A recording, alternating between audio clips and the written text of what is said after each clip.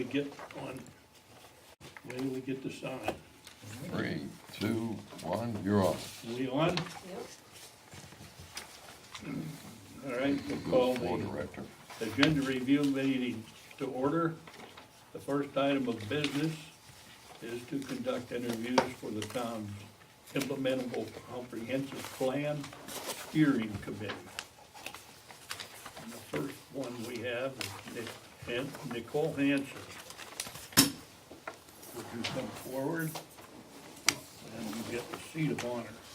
I am privileged, Ron, to believe you have this seat at the head of the table. Thank you. You're on camera too. That's gonna take some getting used to. So smile pretty. Okay.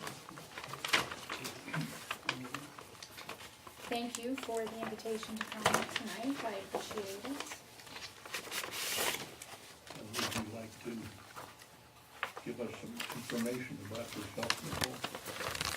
I have been a McCandless Township resident for about 17 years, and I also happen to be a planner. I am the planning director for Marshall Township. Been there almost 13 years, and I've been in the field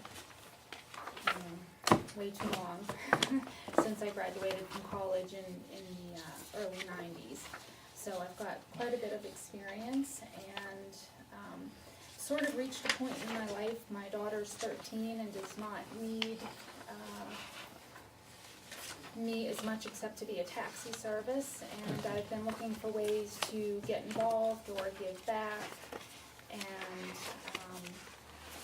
with my job, as you know, there's several night meetings, so I couldn't do anything on a long or continual basis, but 18 months to 2 years, something like being on the steering committee for the comprehensive plan is a perfect way to get my feet wet, and gives me an opportunity to give back to the municipality that I've lived in for 17 years. And I think with my profession and experience, I could really add some value to the committee and to the process. You have quite a bit of zoning law experience. What would you want to elaborate on that? So, career-wise, I've been both in the public sector and the private sector. Private sector, working as a consultant for several different municipalities, helping them write zoning ordinances. And in my professional career for Marshall Township, I am the, as planning director, it's not often that I'm asked to write an amendment to the zoning ordinance, and I'm also the zoning officer and the property maintenance code enforcement officer. So I have both sides. I write it and I enforce. This is in Marshall. It is, yes. Well, This sounds like a busman's holiday then, so to speak. You'd be doing similar functions. Well, I'm not going to be enforcing your zoning ordinance. I hope that if I'm appointed to the steering committee that I can help Pashik, Mr. Jim Pashik, who's your consultant. I hope that I can add value to the process, and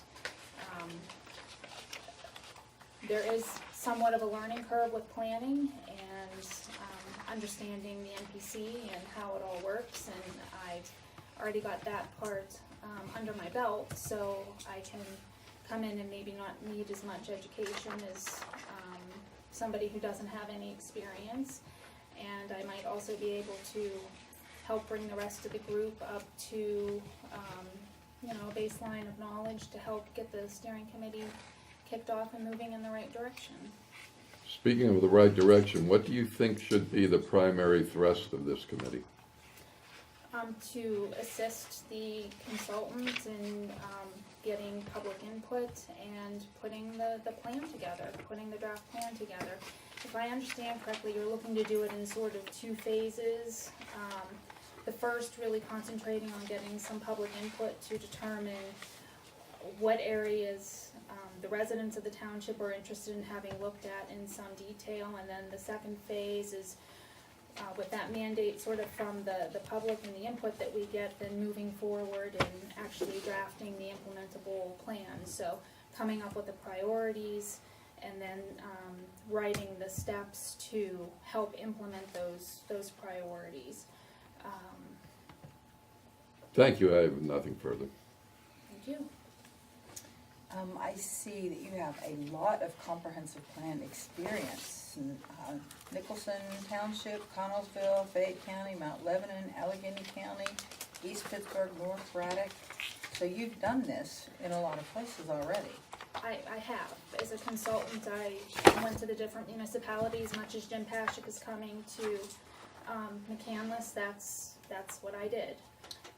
What do you think will be our biggest challenge in this process? So things have been pretty interesting in McCandless in the last couple of years, and that can be good and bad.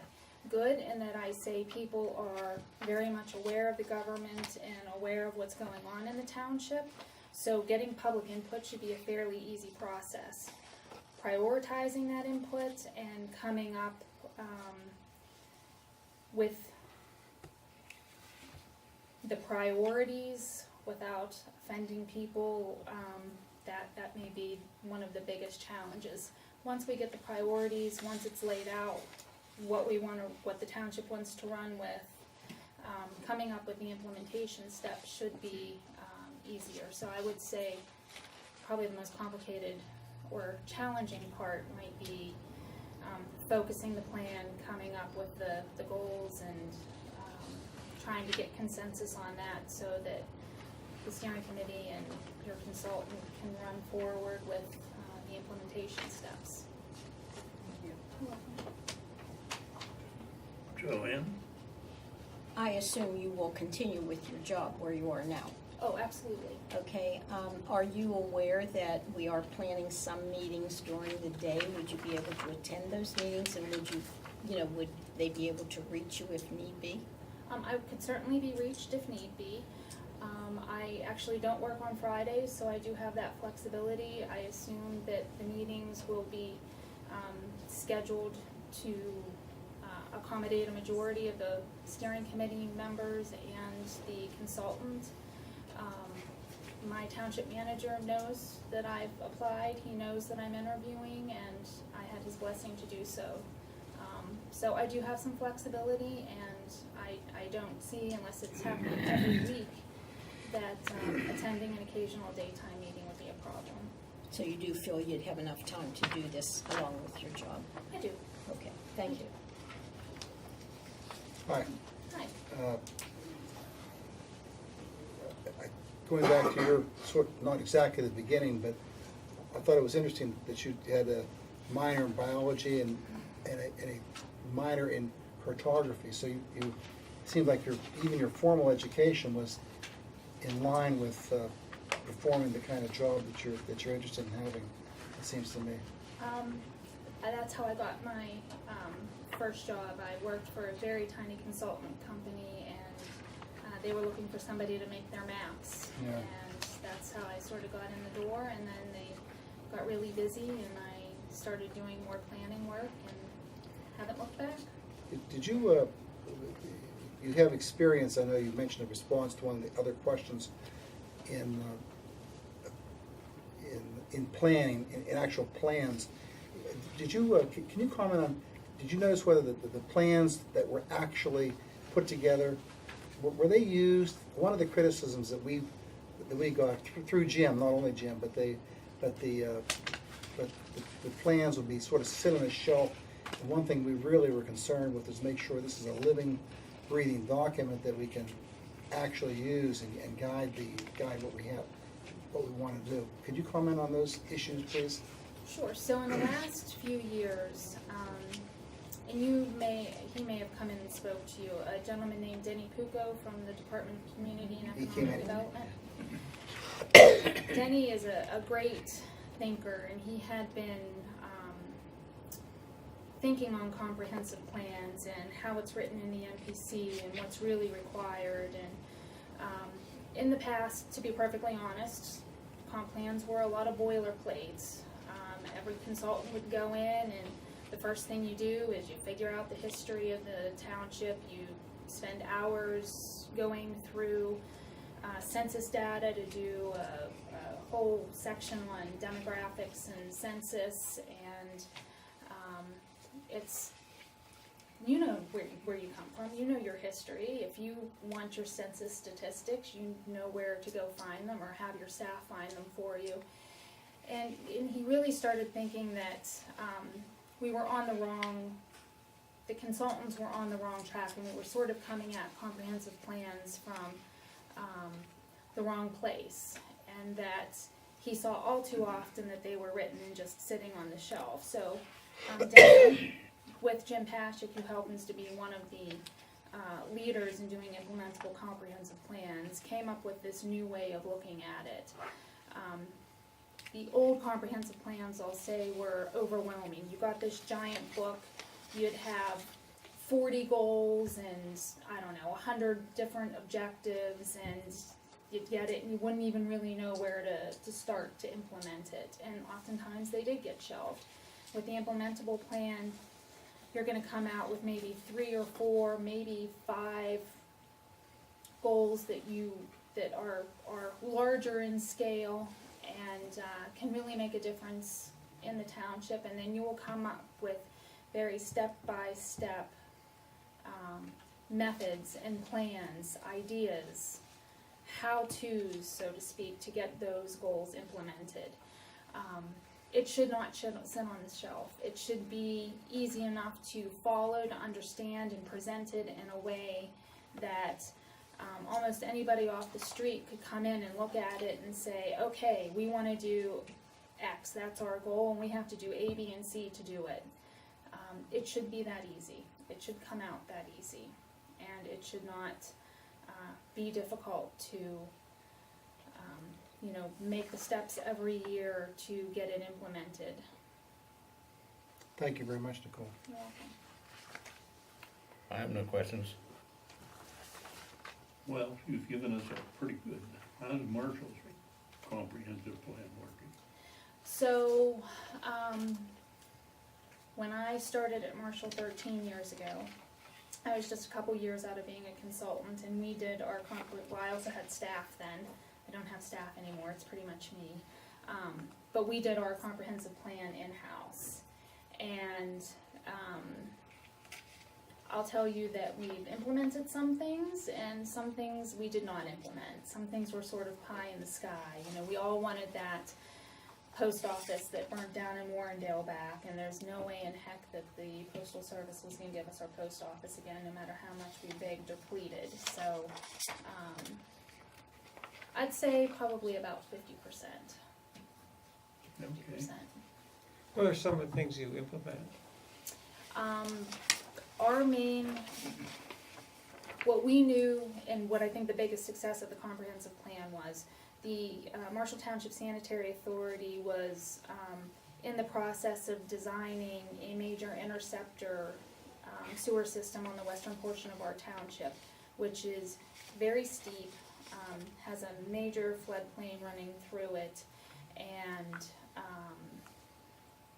lots of things that we wanted to protect, big woodlands, beautiful trees, and we knew that that was coming, and in the zoning, we really set the stages for, in the comprehensive plan, we set the stages for the zoning ordinance amendment to implement a conservation subdivision design that would help us, as developers came in, protect those areas in the western portion of the township that we wanted to protect and conserve.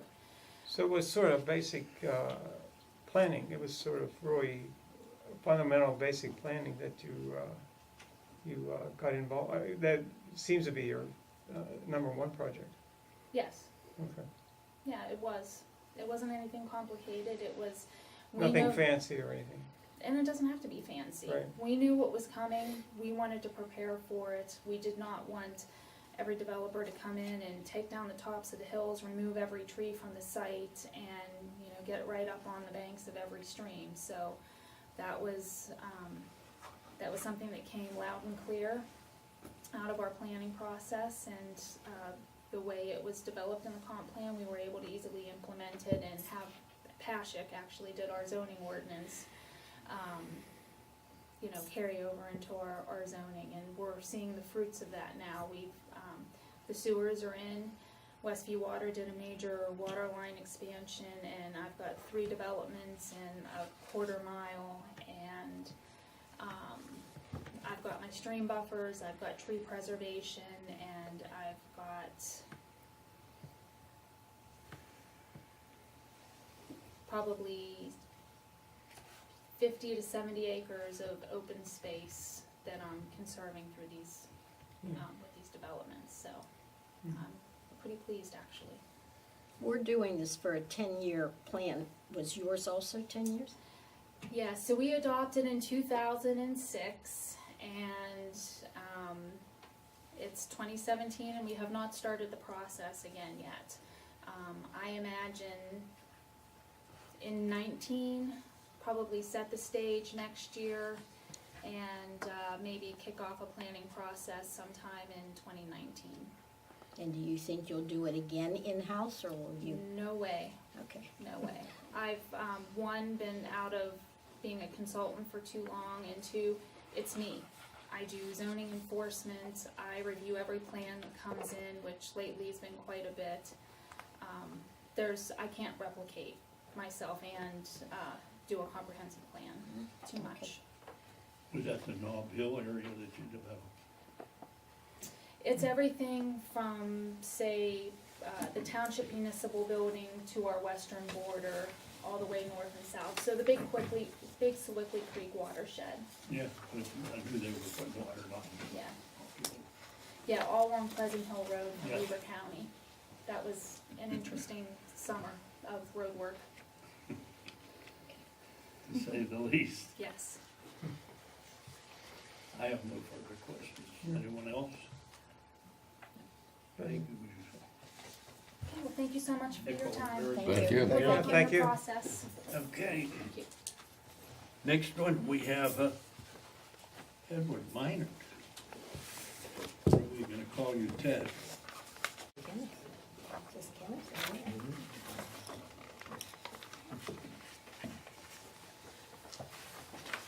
Good evening. Good evening. Do you wanna tell us a little bit about yourself? Well, I think a lot of you know me.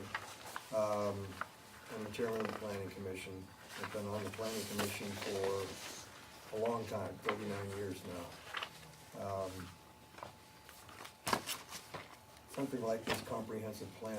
I've been through two earlier comprehensive plans, and I'm really looking forward to this one because I think it should be a great improvement over the previous ones. And I'm curious to see how it will work out. I'm an architect, as most of you know.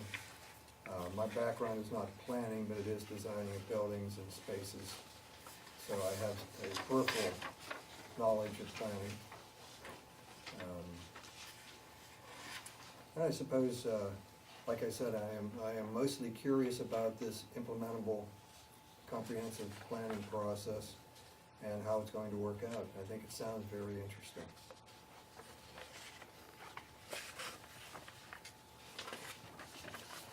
Question? Questions? Have you ever met this Mr. Pashik?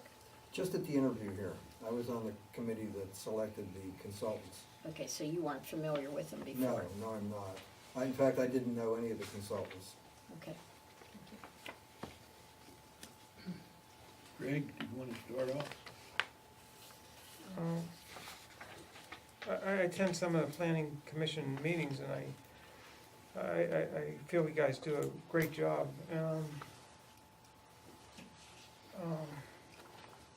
What type of things do you feel that McCandless needs to implement? Well, I think, first of all, I think that's gonna come out in the process. Okay. But I think we need just some basic structural things like better east-west connections through the town. I think the connection of Sample Road with Cumberland was a huge improvement. But once you get over Pine Creek Road, for example, it gets pretty narrow, pretty tough. Mhm. I think we have a fair amount of recreational facilities, but we don't really have any town, I would say a town center from a institutional point of view. You know, a lot of places will have a town center, even like Ross Township, just for an example, they built a new building that includes both all the municipal functions, but then is also a meeting place. It's a place where the public can get together. Something like that would be nice. I don't know if it's affordable, but it would be nice. I don't know the rest. I think it's one of those things where I think that's why you have community input to try to generate ideas on the direction of the community. And I'm hoping that this process identifies some really good ones.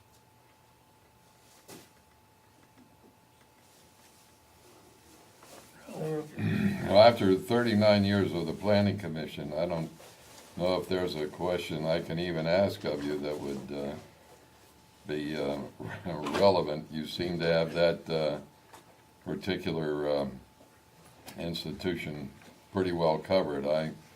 I'll have to yield my time to my colleague to my left. Thank you. What are you most proud of that you've done on the planning commission? Well, a couple of things, I guess. I think this McCandless crossing is turning out to be a very nice project. It's a nice, large-scale project, and we had a developer who was willing to work with us on a project like that. And it seems to have turned out reasonably well.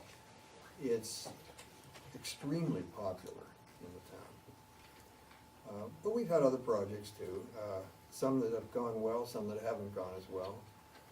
The ones that, I guess the one that hasn't gone as well would be the project down where Bally's used to be and Trader Horn. The developer never finished the project, and some of his major tenants pulled out very early. So he was stuck there, and then of course we're stuck there at that point. Other things, I've been around long enough that I guess I was there when the Pittsburgh Office and Research Park it was just being developed. The people from Florida came here and I think did a reasonably good job, although again, we have that big center parcel up there, which was intended to be a corporate headquarters, which was never finished. And that would have been a great conclusion to that project had that been finished.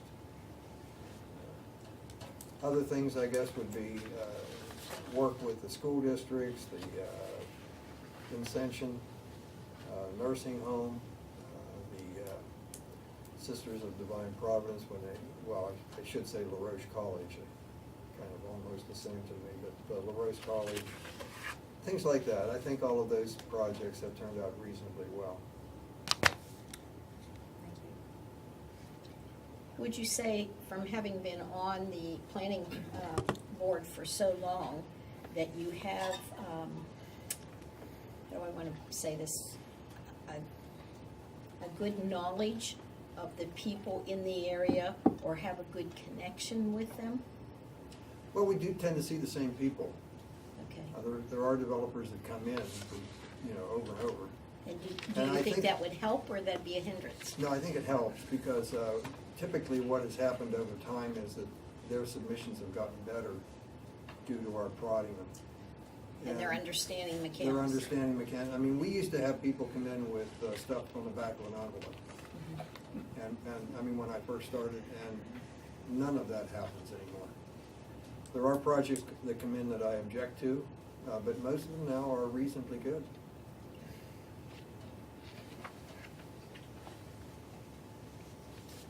Bill? Okay. I'm gonna go ahead and pass. Go ahead, Steve. I'm good I mean, I know Ted very well, and I use the benefit of questions of people you don't know. Sure. I'm good. Well, I know it's dead for a while too. You've been here longer than I have. Yeah, I've seen some of the good and I've seen some of the bad. Absolutely. And we've tried to make it a reasonable plan, but it all comes down in the end to economics.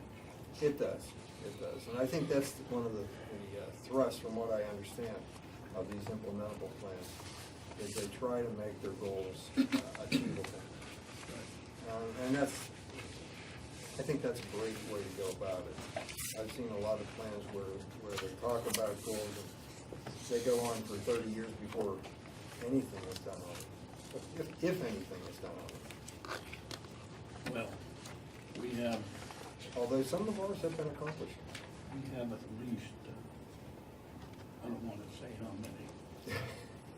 I suspect we have 4, 5, 6, first one I saw was after the war. No. Well, I've been through 2, as far as I can remember. We have accomplished a few things in each one of them. But I think, is it Nicole? I think what she said was very true, is that there's an awful lot of things that are just not affordable that are put into these plans. And unfortunately, that happens, and then they don't get implemented. Yeah, I just was looking at the one that talked with the Cumberland Ocean cut to. So you know how far back that That was. went a long, long time, that's true. And, but that connection now is very nice, very nice. I use it all the time. Yeah. Okay. Anybody else have any questions? Thanks. Well, thank you. Mike Rapak? Rapid, Rapak? rapid. Rapak. Red times are torn. Good evening, everyone. Say, So in terms of introduction, I have over 20 years of experience working in large organizations, delivering what are considered large projects for them in IT, healthcare, financial services, and in operations, transforming those organizations, transforming what they do, transforming where they do it. So a lot of my experience is taking things that are undefined and unclear and turning them into very actionable plans and then helping make sure they get delivered successfully. I've been in McCandless for 16 years. My wife and I love it here. I'm probably at North Park 5 or 6 times a week, running and doing other things. I think we have an amazing amount of assets. I would also agree McCandless Crossing is a great addition. But one thing I would say is my neighborhood's less than a mile from it and I can't walk there. To me, that's a simple thing that we really could have added in and made it much more accessible for pedestrians, not just for cars. So when I look at it, it's like we've got an amazing amount of value in being very close to downtown, amazing amount of value with North Park, with the office parks and the other resources we have. Now we need to look at how we maximize that and make McCandless even more attractive and more valuable to its citizens and to businesses that want to move here. Okay. Ed Minor, he mentioned a recreation center, and there has been some talk about having a recreation center in McCandless. Without showing whether you're for or against such a recreation center, what factors would you take into consideration in voting for or against a rec center? In looking at a rec center, I'd want to understand what exists today. So when you look at McCandless and you look at the greater area around us, we have all of North Park, we have all the facilities for North Allegheny at the intermediate and the senior high school. We have a lot of things in place, so I think the question I would have primarily is what is it intended to do that we can't already do through other facilities that have already been built or leveraged or are in place. Once that's understood, what else is intended for, how broad of a population would be leverageable by, and what would be the overall goals with it. Very good. That's the only question I have. Greg, I didn't hear him say a community center. I heard him say a town center with meeting rooms. I never Did heard he him say a say rec center. community, or he didn't say a No, rec? He he said a just rec said a center. town center. Yeah, he didn't Oh, he mention, said, I just thought- a town thought- center. I I don't heard think that. so, I don't think he did. Yeah, Oh, okay. I don't think that's what he said. Oh, okay, well, you Still told, undefinable, what still undefinable what it would contain. The That's- question was the Yeah. rec center, That's the whole, so. that's the whole process. yeah, okay. A horse by any other color, smells the same. But the, if you had your druthers over the next 10 years and you're involved in this committee, do you think the thrust should be toward development of more residential or more commercial, or if a blend, how much of each? Without having a lot of good understanding of the detailed data behind it, I would lean probably towards a blend. Probably a little bit more to the commercial side than the residential side, but I think it would also depend on what the demand looks like for housing as well. Without that information, it'd be a little hard to say. But I would also, when I look at McCandless Crossing and you go there on a Friday night and try to get into one of the restaurants, you realize very quickly how much demand there is for that type of establishment in McCandless. And so that leads me to say there's gotta be some additional need.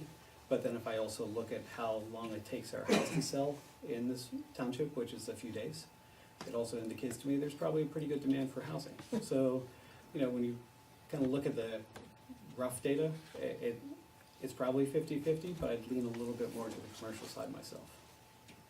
Thank you, nothing further? We have positions for business persons, representatives of institutions, citizens at large. Which category do you see yourself in? As I don't actually do business in the town of McCandless, I'd probably be more in the citizens at large.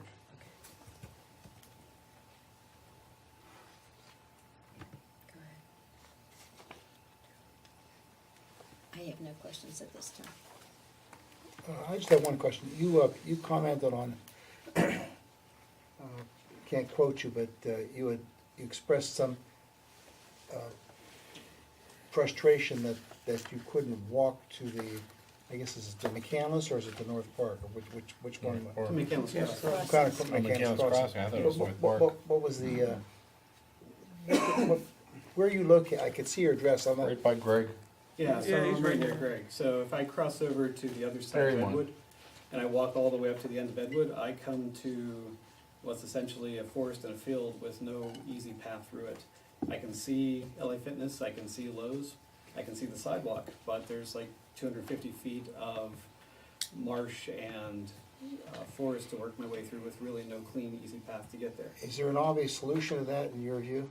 I think it's part of the conversation with the developers of saying, you know, they built really nice sidewalks from LA Fitness down to Lowe's and across into the rest of McCandless Crossing. Why not build some way to get into the neighborhoods and make it more easy for the people in the neighborhoods to walk there? So you're assuming that the developer would pay for those? I don't know if it's paying for it per se. I think it's having a conversation of how to do it. I don't know who owns all the land through there. I know the school district owns some, I know the developer owns some. Some of it's probably semi-private, but I think it's school district at the end of that one street. So I think it'd be a question of just with the owning parties, how do you create a mechanism to do that? There's a lot of people who walk around the streets every day, and to create that easy mechanism for folks to walk over seems like a pretty simple problem to solve. Thank you. I have no questions.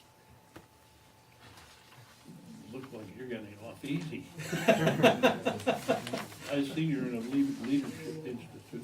What was that about? With the Project Management Center? Yes. So that was an executive training session that I did with them over the course of 18 months. And a global training, 3 different sessions with people from all over the world to learn how to lead organizations. Okay. I have no further questions. Okay, Thank you for coming in. thank you.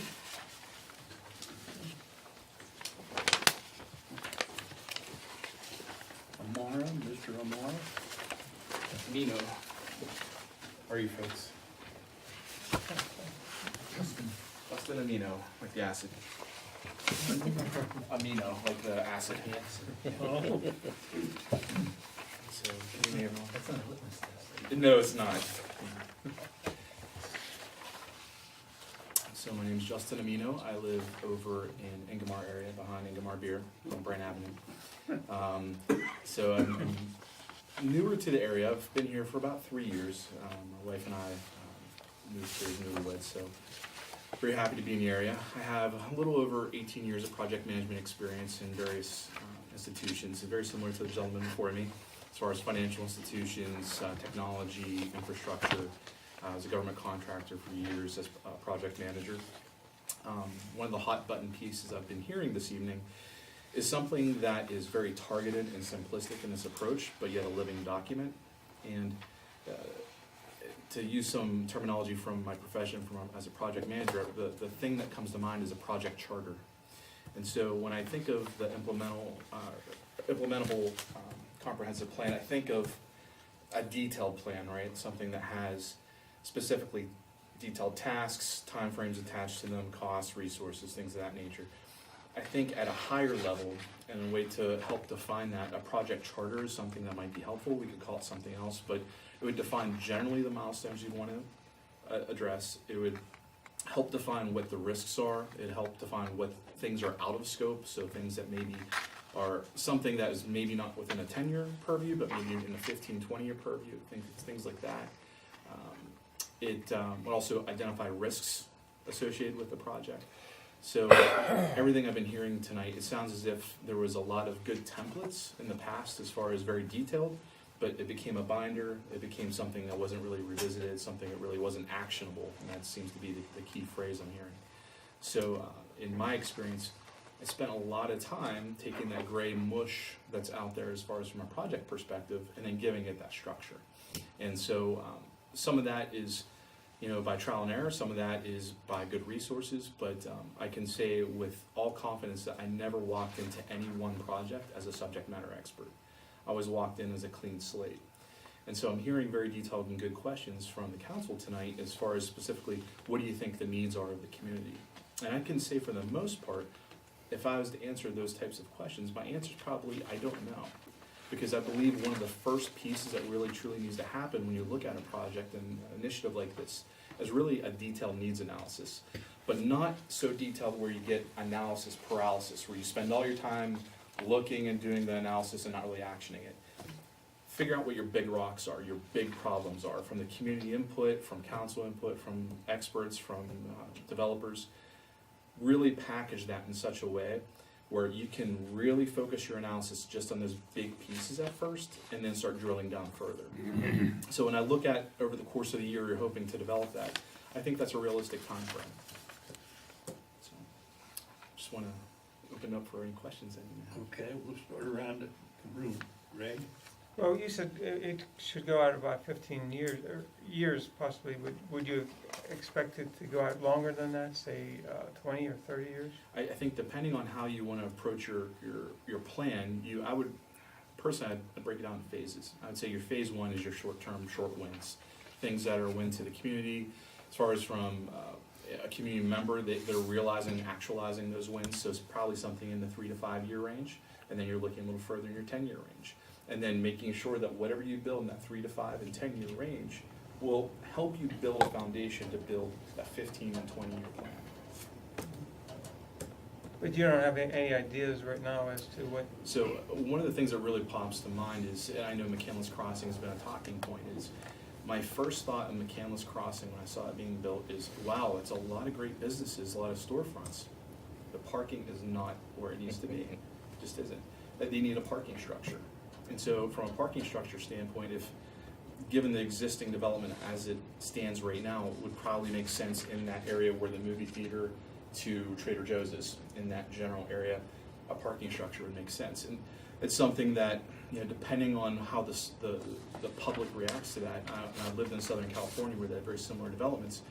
They actually had a charge structure. So for instance, you go in the parking structure, it's $3 for up to 4 hours, and then if you're past 4 hours, then it's $10. So you get a couple things. Number one, you get the parking necessary to allow for more businesses, not just in that area, to thrive, but also you have the availability, because I know I myself have passed McCandless Crossings many times thinking it's too much of a hassle to go to dinner there tonight on a Friday night or Saturday. I just can't do it. Things like that, as far as quick wins, when I think of businesses and existing structures as they stand right now, where maybe we can revisit some of those conversations. Traffic flow around that area. If you want to pull out and if you want to go north on McKnight, there's only one way to go, really, without, making illegal turns. So revisiting the traffic structure that sits on Perry Highway and Ingomar.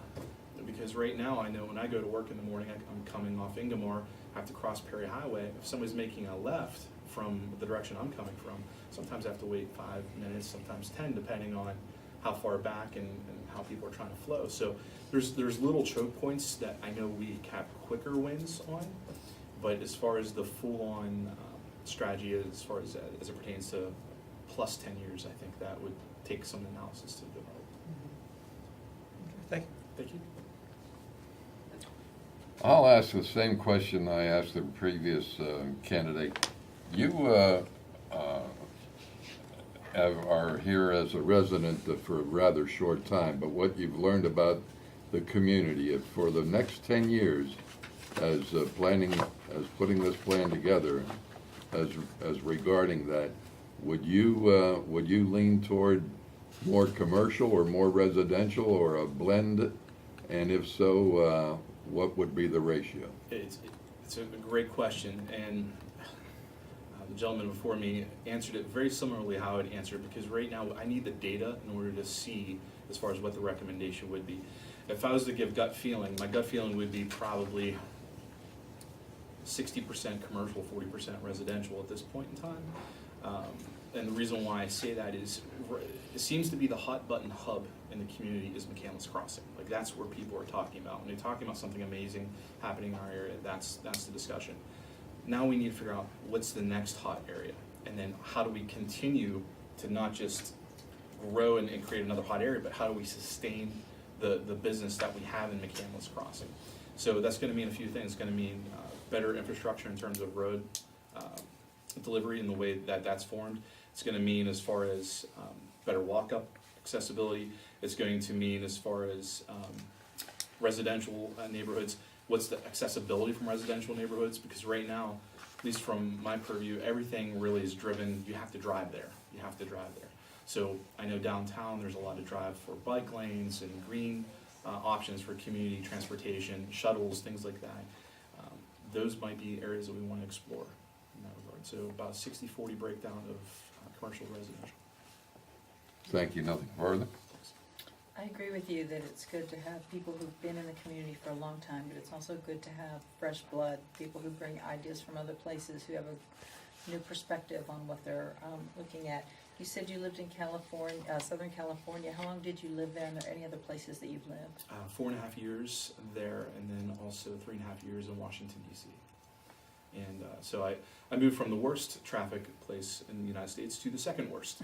And so I'm very familiar with sitting in traffic. I spent, I think, a large portion of my life sitting in traffic. And so you think Atlanta the was 5 the or worst. 10 minutes you have to wait is too Well, long? it's funny because it's everything is subjective. It's whenever I sit in my car, I'm like, come on, let's go. But then I remember sitting for 4.5 hours on the 101 and thinking I will never get to my home at some point in time.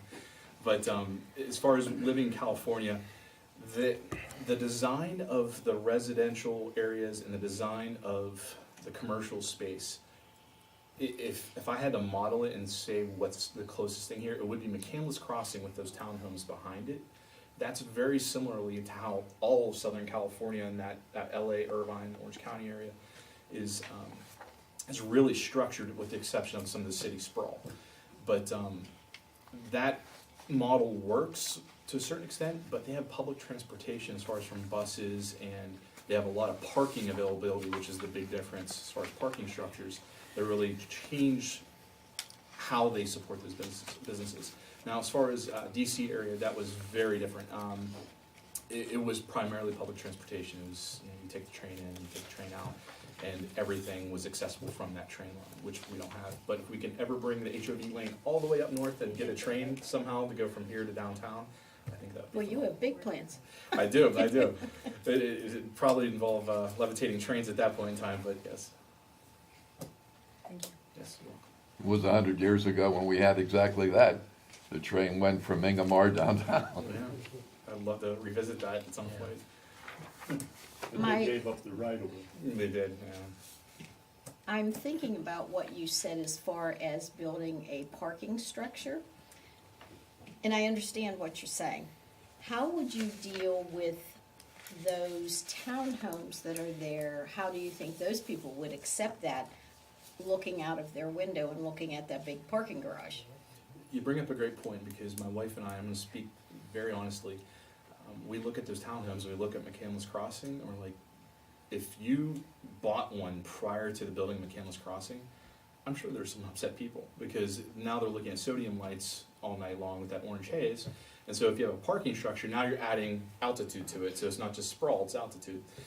So I would suppose the best solution, if we were to go down the parking structure route, is how to create a space in which it's still green. So something that's visually attractive. So instead of the concrete slab, can we do a concrete slab with living space, as far as can maybe get a LEED certification in some sort, as far as to have some sort of green space, or as a carbon offset, things of that nature. In California, I know, for instance, they'll have living walls that are attached to parking structures, and so those have a certain carbon offset footprint with it, and they also get a certain tax credit with that. So I'm not sure with Pennsylvania if there's that types of tax credit programs, but it's worth investigating. Again, parking structure, it's a wish list piece, but I don't know how much of a reality that could be at this point. I went through when they first started those, and I spoke to one of the realtors and asked, are you selling these quickly? Because again, my thought is, would I want to live there and look at all of those buildings? And the answer was, the people that were buying them were young professionals who traveled a lot, didn't have time to take care of yards, or senior citizens who liked the idea of being able to walk to everything. That makes So- sense then, yeah. You know, I think it depends on what you like, and what kind of living you want. And that's a great point, and that's where I think if we do some detailed analysis of saying, okay, we're focusing on these areas where maybe we know some action could take place, get an idea of who lives there, right? You know, what's the demographic, what are their wants and needs, really hearing from the citizenry in those specific areas and being targeted with that. So that's a great Thank point. you. Thank you. The implementable comprehensive plan, one of the methods of developing an investigation on what the citizens want. We've heard from Jim as he's talked to us and reading the materials with which we were provided. You've probably given some thought, I'm sure, to what do you think people want in the way of developments? Do you have like a sort of a wish list that maybe that you have, or you discern from talking to others? So, number one piece I hear is having accessibility, just as far as the road situation, as far as how our traffic patterns are. There's a lot of challenge there. And I heard the gentleman that was sitting a couple seats before me speaking about east-west navigation. I feel as if that is an extreme pain point we have. Going from McKnight Road to Perry Highway and then going east from there, or west from there, there's no easy feat. There's always a maze of roads to go there. And being someone that's newer to the area, I can tell you my GPS was my friend, and even now I still rely upon it. So when I think about hot button issues, I think of what are some infrastructure pieces we can potentially build, because when it comes down to it, depending on how we're looking at building the commercial space within McCandless, really it's going to be relying upon the infrastructure of the roads. So what's the layout of the road structure? What do we foresee the road structure potentially being? So getting a detailed analysis of what's available and possible, because some of it is going to be constrained of geography. I mean, it's sheer cliffs and mountains. If I may just Please. interrupt you, when you're speaking of the lack of good east-west transportation, I think immediately of the roads we're all quite familiar with, Duncan going across, Cumberland going across, and I guess going down to Babcock and coming up over. But what is the, what do you perceive as the problem? I mean, it seems to me that there is some pretty reasonable access going east east from McKnight Road, for example. I truly believe it's the lane size, as far as if you have 2-lane roads and you need 4-lane roads, or you need potentially 4-lane roads with turning lanes, which that's something I see we have a remarkable lack of in some areas, is turning lanes that are timed either with the lights or turning lanes that are useful. Some of that is gonna require, I'm sure, some sort of, discussion on whether or not to exercise eminent domain, or if there's opportunity to purchase areas to widen a little bit. But that's what I see as a major struggle. Certainly, once you get to Ferguson and Duncan, you're kind of pretty limited. Yeah. And, of course, you're out of McCandless too, pretty short, in a short time. So it'd be something that I believe needs to be looked at, because when it comes down to, I think your growth is gonna be restricted at the end of the day by your infrastructure. Just one of the point, with respect to the parking, Sure. it's always been explained from the early stages of the McCandless crossing, that the idea was that people you could rely on people's ability to walk a relatively short distance, and that therefore you don't need parking, empty parking lots during most of the time, just so you can accommodate somebody to get to a restaurant in the evening. I understand that thought in theory, and I believe that's sound practice in maybe warmer climates, and in climates that don't experience maybe a 6 to 7 month winter sometimes that we have, as far as a cooler season. My true belief is parking needs to be at a little bit more of a reasonable rate, because my understanding is there's another facility going in behind the movie theater, which is gonna be Impacts, I believe is the name of the.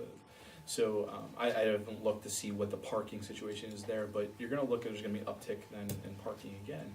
And then what's gonna happen is you're probably gonna see an uptick in parking woes yet again, because it's been a while, McCandless Crossing's been there, people are a little bit more used to it, traffic patterns have settled a little bit, there's a little bit more predictable spike in nature of parking availability, understanding what that looks like.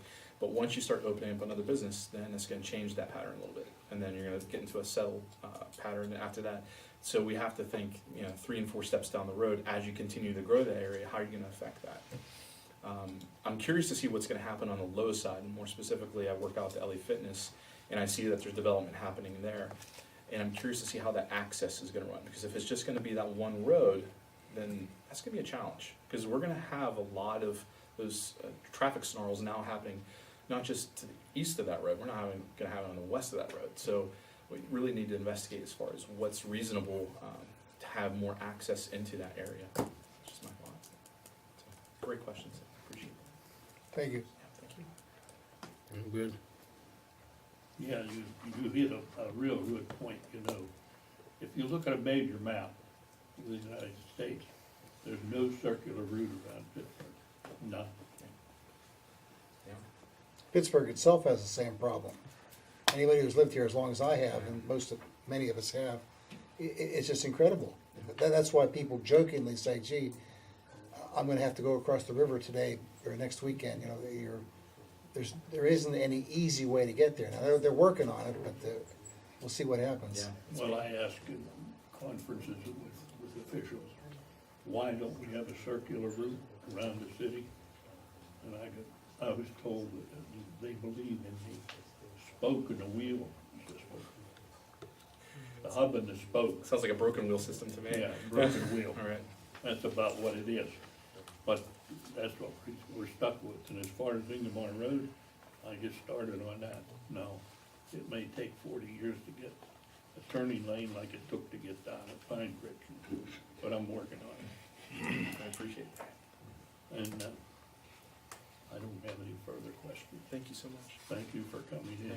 Thanks, council, appreciate it. Okay, thank you. Thank you. This was Jason here, this guy's up now. This was Justin. Yeah, No, No, yeah. Well, we skipped we one. skipped Mohammed. No, I asked for Comfort Mohammed. Is he here? I'm here. Yeah. Oh, then come up forward. Oh, that was Justin. Just, That was Justin. I thought I heard Amara, but I set it up. They have the same last name. No. Good evening, everyone.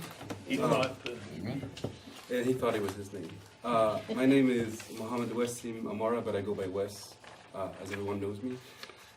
I've been a resident of the township of McCandless for approximately 3 years. Lived in Hickory Hills and moved on to Ryman Road. 5 months ago, I joined the Engelmark Volunteer Fire Company, where I started volunteering as a firefighter as well. I have experience in project management. I work as a consultant for a consulting company downtown where we do healthcare project management. I actually worked with Mike Raypatch, who was here before me. I have a very diverse experience when it comes to my background, stemming from cybercrime to radio hosting. I worked and volunteered for different community-based organizations where we did work as in leadership community development or community awareness. And that background, that experience I had in different countries actually, from North Africa to Middle East to Europe. I think as everyone before me did an opening statement, what I think McCandless needs actually is to hear more from its community. I think that McCandless Township has a lot of big assets. North Park, McCandless Crossing, direct access to CCAC. I think these are three things that we should leverage for this township. I do agree there's a lot of traffic, roads, and construction issues that we can access that we need to that we need to assess and fix. But I also think that we should hear back from our community and leverage what we have for our comprehensive plan.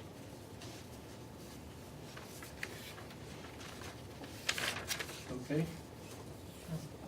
I'm sort of getting up in the senior years, and we do a lot of walking around the neighborhood and use various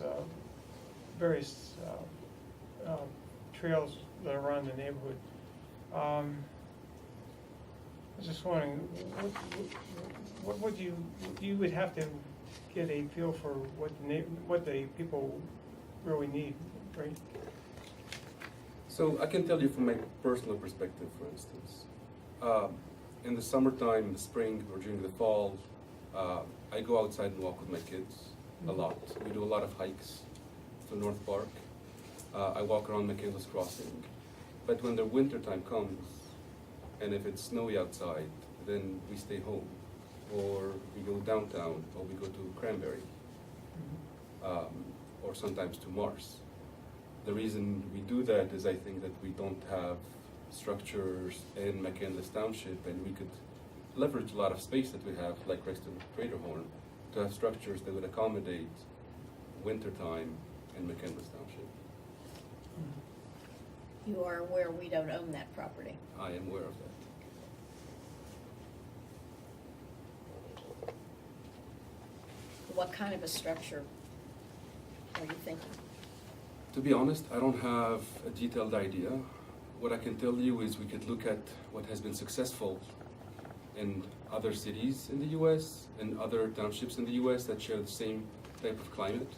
We could look at other countries, what they did that share the same climate, what they did that could work. Off the top of my head, I would think a structure that would allow our kids to go in there when it's cold. We do have the ice hockey rink in North Park. We could have something like a skating park indoor. We could have indoor basketball courts that would allow our kids to go in. And we could look into other indoor recreational activities that would allow the citizens of this township to have such activities in the wintertime.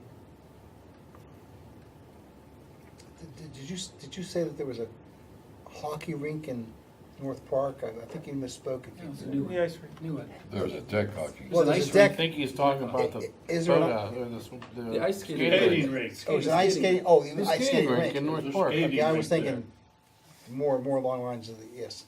No, there is one by the pool. Yeah, which is I'm a well deck. aware of Yeah. that. I was thinking over toward the one that the county just built within the last couple of years. Oh, that coffee. The deck hockey. Deck hockey, yeah. In fact, there's a tremendous amount of opportunities for things to do in the general area of North Park, and, And I think we can leverage that. There's a lot of basketball opportunities except there in schools, Yes. but they have to be somehow arranged to be used. Correct. For outside of school hours. Yes. Do you have any other Okay. questions, Greg? No, that was it. Ralph? Going again as we go forward, it sounded like a broken record, but you heard the question before. I have. Relative to the proliferation of commercial or residential type environment, which way do you think we should go? And if a blend, how much of either? Well, it's going to be challenging not to fall into the same answer that my predecessors gave, which is we need to look at the historical data. I would add to that we need to look at what are the neighboring township, how are the neighboring township doing when it comes to commercial or residential, and see what their plan is, and kind of adapt to that as well. Because yes, we are a township, but we are a township that's surrounded by other townships who have access to, let's say, the interstate or the turnpike. I would certainly lean more towards a blend. When it comes to a certain percentage, I can't tell you exactly how much. I would have to look at the data. I know, for instance, right now that yes, McCandless Crossing is working very well as a commercial area, but I also know that 19 on the other side is a bit dead when it comes to commercial businesses. And I think that that's an area that needs development, commercially, structurally, but also residentially. I'm sorry, where did you say on 19? This whole corridor. Talking about up through you, mainly. Pardon me? Going up by where they were trying to get the So storage the area where the Highland Fire Station is, Right, Yeah. yes. Okay. commercial business-wise. Ingomar Road, for example, yeah. If you compare it to, like right now, yes, McCandless Crossing is a hotspot. It's innovative, it's well constructed, but if we look at this area, I believe that it needs more focus. Well, what would you put in that area, that area between, I guess, Perrymont and CCAC? Is that where you're talking Mhm. about, the area? What do you think should go in there? There's a gas sheets, yeah, and a And few. CCAC owns the other, the property Yeah. behind there, so it isn't open, you know, to be. See, that is, I mean, I understand that there is data that I don't know, but I would Okay. look at how can we make it better, is Mhm. my approach, is what I would start. How can you make that area better? Because right now, if you give me the preference and the time is the same and you tell me you go through McKnight or you go through 19, I would say I'll go through McKnight. It's better to look at with all the McCandless Crossing, it's new, it's renovated. But if I go through 19, it's not the same thing. And I believe that area has been at its advantage compared to McKnight Road. I mean, I think you're right, yeah. See, I try to avoid McKnight. Well, I said if you're given the same amount of time when it comes to travel. Yeah, I avoid McKnight at all costs. Well, McKnight is a prettier drive.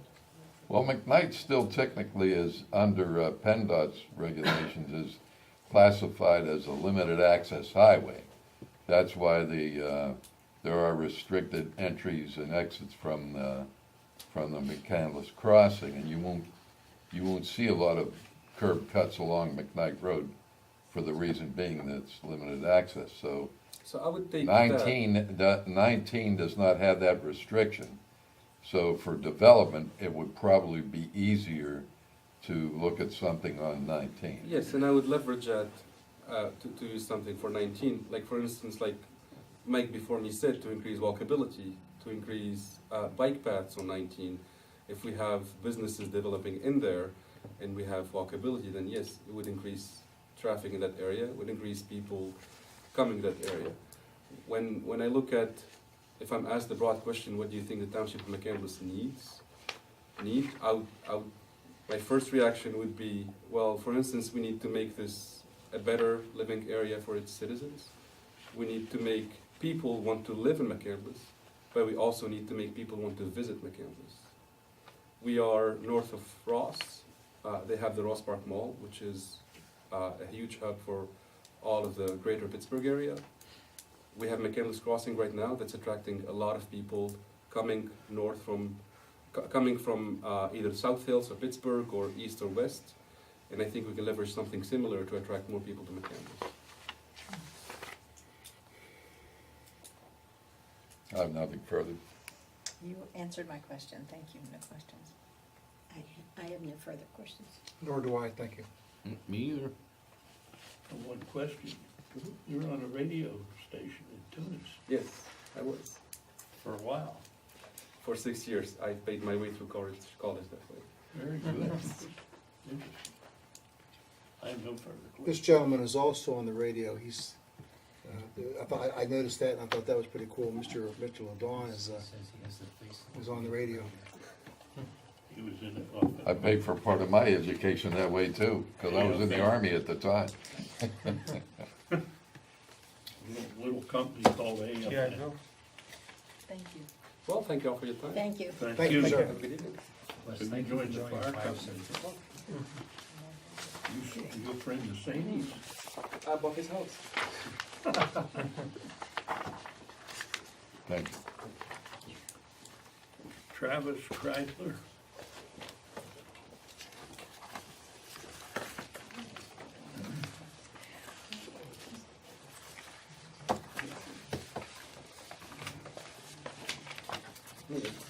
Good things that I thought would be good about going later is to listen to all these people talk about things, but one of the bad things about going later is I get to hear all these people talk about things. So I'm in a position where a lot of good ideas have been discussed. My name is Travis Kreisler. I live on 225 Sunset Road. I'm in the third ward. And my wife and I moved to McCandless about 11 years ago, and she's a professor at the Rose College, so when moving here we decided to select McCandless for several reasons. One is that it would be close for her to work at, as well as just the charm of the area, having North Park, being close to the city, having access to commercial areas. I think professionally, I'm an architect and owner at Desmond Architects. I have experience working with a broad range of clients and contractors and municipal figures. So that's part of my daily routine. One of the things that I noticed in the advertisement for candidacy for the implemental plan is that you're looking for outreach and having connection to the community. And I think that's one thing that I haven't heard tonight a lot of, is how we're going to get this out, how we're going to get people of all ages involved, not just the people that are typically coming to the meetings and talking and expressing their opinions, but how are we going to get it out to even college students at La Roche, or high school students, or that demographic that isn't always heard at these types of meetings. And I don't have an answer for that right away. I think that we can consider that in the committee and try to determine ways that we can get that outreach out to those people in that demographic. I might just jump in here. That's fundamental to the implementable plan concept, to gather information from a variety of constituents in the town. Right, correct. And I'm not sure how Patrick is planning to engage. Typically in my experience with these type of exercises, you'd have struts where they would be open to the public and you'd invite people in. The challenge there is to getting people that aren't used to speaking up and participating in them and getting good information out of those people and getting them to volunteer their time and their information. So I think we're gonna have to be creative beyond just saying we're gonna have a shred at the town hall and have people come. And again, I don't have all the answers for that yet, but I'd like to investigate ways that we can maybe do some outreach for that. Craig? I'd like to pass for now. I can't think of a question to ask you, but I'll probably think of something later. Okay. Ralph? I'll ask my broken record question. It gave you time to think about it back there, so, Well, as far as residential and commercial, or a blend, where do you see us headed? When we selected McCandless to live in, I grew up in a very rural area, Huntington County in central PA. When I went to college, I moved to Philadelphia because I wanted to get into the big city and experience a different lifestyle. And then from there, my wife and I moved to Montgomery, Alabama. So we moved there, and we got to experience a whole nother lifestyle. When we selected McCandless, I saw a great neighborhood close to the city that had good housing stock.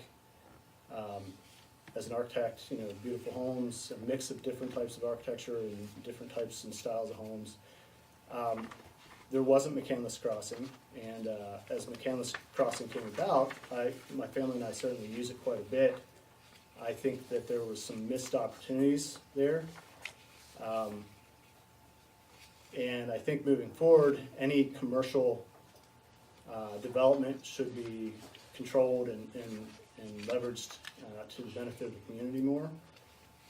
So I would say that I'm not against additional commercial development. I think it's healthy to have a good tax base, but I would like to maintain more of a residential feel. We are a suburb of Pittsburgh. We have a lot of great things in the city of Pittsburgh that we can quickly get to. But this is our neighborhood, and if anything, I'd like to make it more of an identity in terms of, we call ourselves a town, possibly looking into making it more of a community, or having an area that feels more like a town than a suburb. But to finalize the question, I think that controlled commercial development, but maintaining the residential feel. Thank you. Nothing further? Just a little follow-up question. What missed opportunities did you see that feel that could have been made at McCandless Crossing? I think there was an effort to kind of, with the clock tower and that portion of the development, even with the mixed use, having the retail, having movie theater and hotel, and then a little strip of residential in there. I felt like the residential was kind of forced into that development, and I feel like the clock tower in that area was kind of forced into it just to satisfy someone's comments, where maybe it could have been set up to feel like more of a neighborhood, an old traditional town type neighborhood, and take advantage of a large scale development and implement those type of features into it versus just kind of watering it down. From a retail standpoint, the mix, restaurants and things, it's been beneficial, for most people's lifestyle, I think. So that would entail possibly more walking between areas, or from one neighborhood to McCandless Crossing? Certainly, that's been a big topic tonight, and I think most people I talked to in our township, pedestrian circulation is a big item. People would like to see more circulation, but I understand the challenges, the logistics of trying to get people to pave their first 5 feet of their property with sidewalks to connect up, or getting developers to do the same. I know that's a challenge, but if that's something we can pursue and make happen, that would be great. Kind of feel like we have great institutions, and we have great commercial districts and residential stock, and we have North Park and the recreation that goes with it. So we have a lot of great things to work with. Now we can just identify issues that we can just make better, and not necessarily go after making big developments and drawing people in. In my opinion, I don't want to be Ross Township. I want to be McCandless Township and try to maintain that sense of what we are.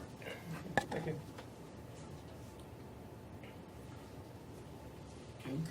I have no questions. I do have a question. Your comment was that we needed to make it look more like a town. In what manner? And what would you Streetscape. suggest as an architect? Right, storefronts, maybe some streets with alleys that, things like that creates more of a, kind of an old town kind of feel. I think of like Harmony and that kind of sense of town that, it's not drawing tons of people, but it's a place. It has an identity to it. I don't know if McCandless Crossing necessarily has an identity to it. I understand what you're saying, but Right. do you have an idea in McCandless where we Oh, could do something in a like particular that? area? No, I'm saying that, we're kind of held at the mercy of the landowners and the developers. Right. But we do have some control and say over how the town's developed. And through zoning and through the implementational plan, that we have some say in how things are put together. But don't you need a large amount of ground to do something like that, which we don't Right, have? which I, kind of felt, McCandless Crossing is about the biggest chunk of ground that we had. That's why I indicated that I felt like it was a little bit of a missed opportunity there. But there may be opportunities, with the parcels around, where the Trader Horn used to be, and those type of landowners that may want to develop that in the future, and how can we hold them to a standard? Again, going back to the, building on Joanne's point about thinking how we might revise some of the storefront situations in a town. From your professional background as an architect, would you think there's some areas, for example, in Ingomar, over in Ingomar Road, that's an area I think that might lend itself to that? You mentioned Harmony, but Harmony's of course far north of us. Sure. Even the McCandless Crossing, is there some way to make that more like, creates a there to be there? Right. That's one of the problems I've always had. I think it's gotten better, but you have this nice, very nice place, the town of McCandless, but where exactly is the town of McCandless, in that sense? Right. Is it here? Well, this was here before McCandless Crossing. So, yeah, I think Ingomar is a great example of a place that we might be able to focus on. Or, as a gentleman before me was talking about, up 19, staying away from big scale commercial development there, but maybe, and it kind of inherently is that. That used to be residential, and it changed to more commercial, and some of the commercial buildings are houses, old houses. So can you continue that district and maintain kind of the storefront face to the commercial development that goes there? That's a D development district. Okay, Along 19 from yes, right an overlay beyond, south district. of CCAC. yes, It's an RC, It's a residential commercial it's a district there. RC. RC, yeah, RC. but it's an overlay district. Oh, it's No, it's no, the actual it's- zone. no. It's the actual RC zone. Yeah, Residential commercial. Yeah, it was a redo to sort of encourage a mix. It's slowly coming, but again, it depends on landowners. it's Bill's turn. Yeah, Bill. Good, Bill? I have nothing further. I'm good. Feedback, Coach Aiken? You have a question, Joanne? No, I'm finished, thank you. Okay, well, I don't have any questions. All right. Thank you for Thank you coming very in. much. Yeah, thanks for your time. Pleasure. we have Michelle Repelli. Rapelli. Thank you.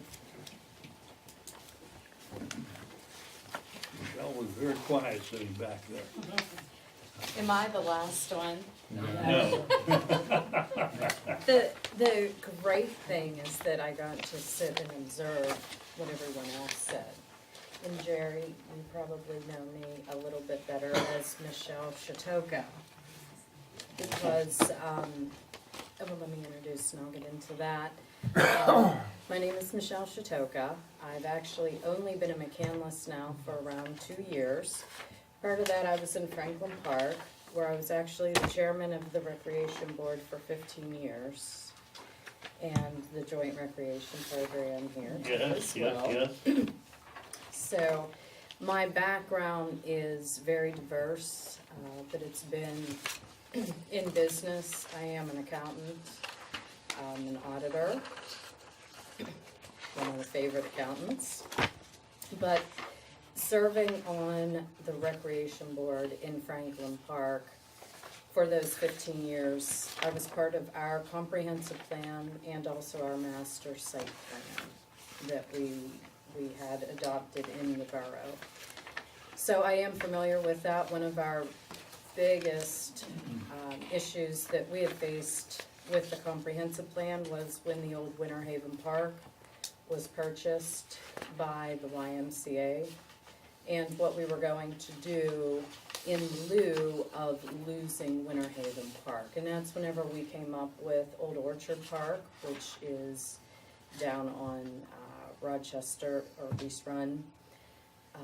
And we had several public meetings to go through, and that's where this opportunity is very enticing for me. I would like to get back in, as you can see on my resume.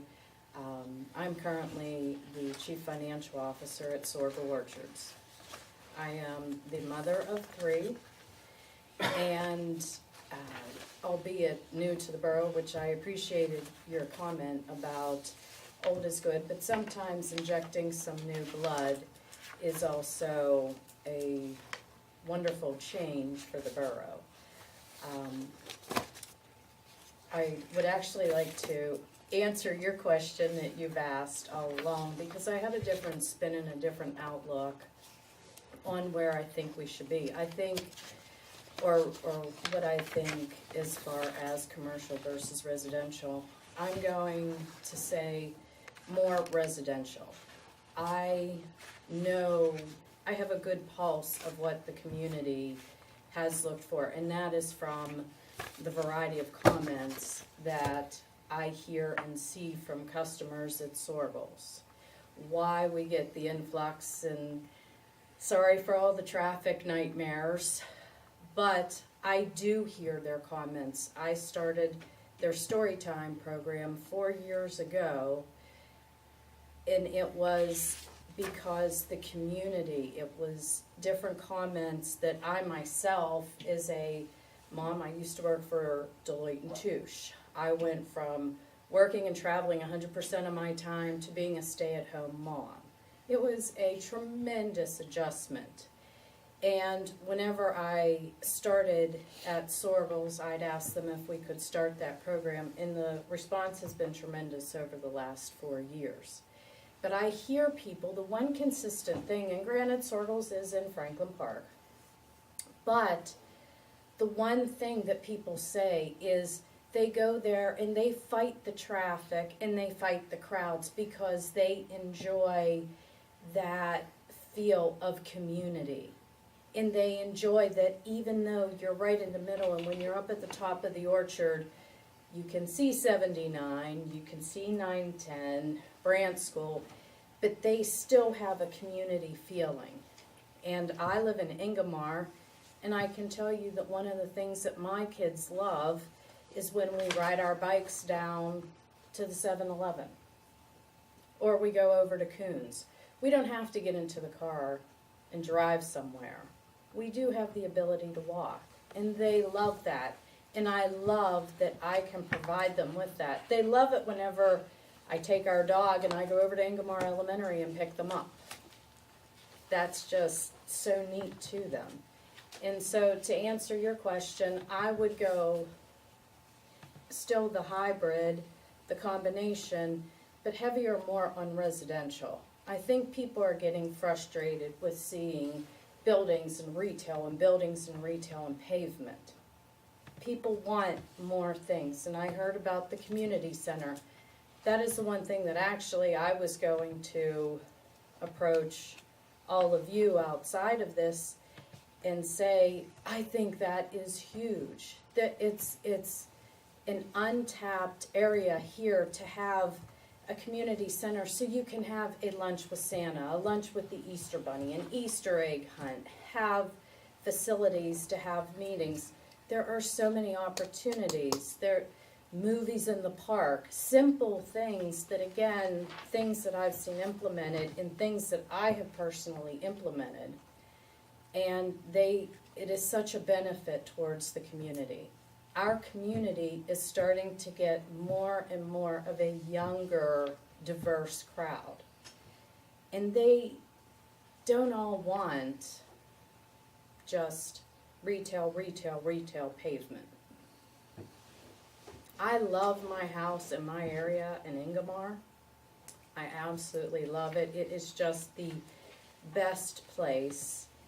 And we need more of that. We need more things for my kids to do, for the other kids to do, to give them that sense of community that a lot of people right now are looking for, instead of the McCandless crossings in a development. We have that. They can go all the way up 19 and hit everything, or go all the way down McKnight. So that's right. I'm sorry. I knew you were going to ask me that question. Well, as a matter of fact, I wasn't. No, I was, but since you put the cart before the horse, I'll yield my time to my colleague to my left. Well, Greg gets his crack first. Well, I was just wondering how old your children are. Says it I- right there. Says I right have there. 2 almost Oh, okay. 7-year-olds and a 9.5-year-old. Okay, are they in any of the North Allegheny sports programs, like the soccer or the baseball? Yes, I was actually, one of my daughters was in soccer and I was their coach. Mhm. And then my other daughter is in Tiger Pride. Yeah. Yeah. Yeah, I find that, I mean, my grandkids are in this too, and that keeps them pretty busy. So they seem to be, and that and fishing out in North Park seems to do it for them. Okay.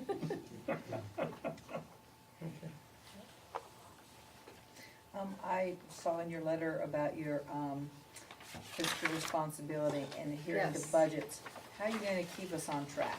You know, interestingly enough, that is the one thing I haven't heard anyone say, and I'm so glad you brought it up, because that is so critical. And again, I saw that in Franklin Park. It's marrying the two. It's marrying the idea and what the public wants with what we can financially afford. And how do you stay on track with that budget? First of all, I'm sure here you go through the same process as we did there. There's several bidding processes that go through, but then it's also, maybe it's my years in public accounting, it's also word of mouth. And in having relationships with other local municipalities on the recreation side, whenever Ross or Cranberry for Marshall, someone would use someone, we would piggyback off of them to hear what were the advantages, what were the disadvantages, where did they stay on, where did they go off, and it was also, the other big way is I was very involved. One, if you're familiar with Blueberry Hill Park, there's a large pavilion down on the bottom field. That was something that was underneath my tenure there, that we were able to get a grant, and then we also had a portion, we got a grant that the borough matched, and we were able to come in under budget, but we had on our recreation board, we had a very knowledgeable skill set of people, and then we stayed on top of the contractors. We knew what they were doing. We had them adhere to that timeline in order to come in under budget. Thank you. Sure. I have any questions. No questions? Nor do I at this point, thank you. Me either. You can take your kids down to water park to fish. I have, my kids love going down there. And I can walk down for our backyards and get right down there. Right down there. Mm-hmm. That's good. They love doing that. That's what I'm saying. That's our hidden secret. Yes, it is. I have no further questions. I know, Michelle, how many years did you work with me on that board? Many, many years. Yeah. And that's what would be great to see more of a recreation program here in McCandless. I can only wear so many hats. I understand. Oh, I understand. Thank you. Thank you. Thank you, Michelle. Thank you. Thank Good you, Michelle. luck. Thank you, Michelle. Jonathan?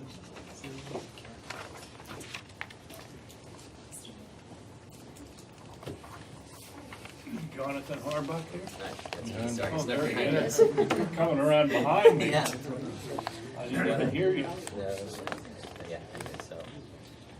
Yeah, so, so I'm Jonathan Harbuck. Let's see, just a little bit about myself. My wife and I first moved to Pittsburgh in 2005, came here for college, went to Carnegie Mellon, got a bachelor's degree, worked for UPMC as a software engineer, and I've been at Google as a software engineer for almost 5 years. My wife and I met when I was in college here. She grew up in Pittsburgh, she grew up in Crafton, west of the city. So after we got married, we lived in Crafton. We had 3 kids and we're living in a 2-bedroom townhouse, so we were looking for a new place to live. And so we looked a lot of different places and chose to come to McCandless for a number of reasons. We really like the schools here, of course. It's an excellent location, so I can actually take the bus to work, which I like. It's close to stores and restaurants in North Park and the library and everything else. So we're really glad we came here. And when I saw about this steering committee, I thought it would be a great opportunity to see if I can help make McCandless an even better place. So a little bit about me professionally. So I said I've been at Google almost 5 years.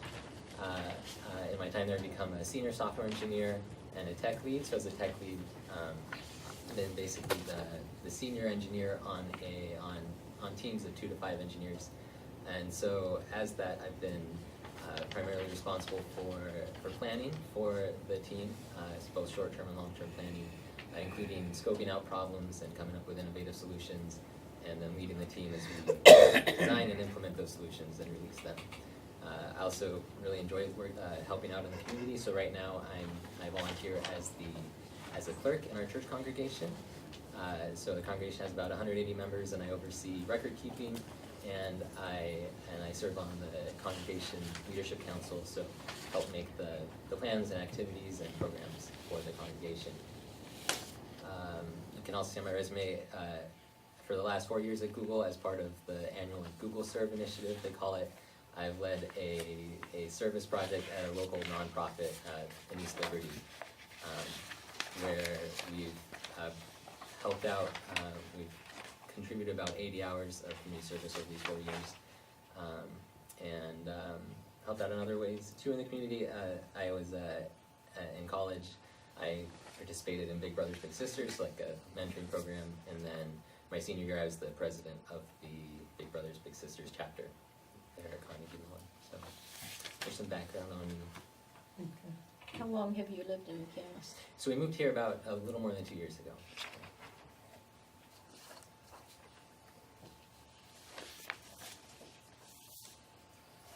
I would like to follow up on Michelle. She seems to indicate that the town needs a community center, but without you showing whether you would be for or against such a community center, what factors would you take into consideration voting for or against a community center? So voting for or against a community center. So I think some important factors to take into consideration, of course, is cost. I mean, basically a cost-benefit analysis, right? But how much it would cost and how much usage we think we would get out of it. I think there's a lot to do in the, around McCandless already. There's a library nearby, right, where you can already have reading rooms. The YMCA is not too far off, even though it's too far for me to go to, where you have a gym and a swimming pool and things like that, right? So I want to make sure that we aren't just duplicating amenities that are already close enough in the community that they wouldn't end up being used enough to make it worth the price, basically. So I'm not saying it's not worth the price, I just want to make sure it is worth the price, yeah. Right.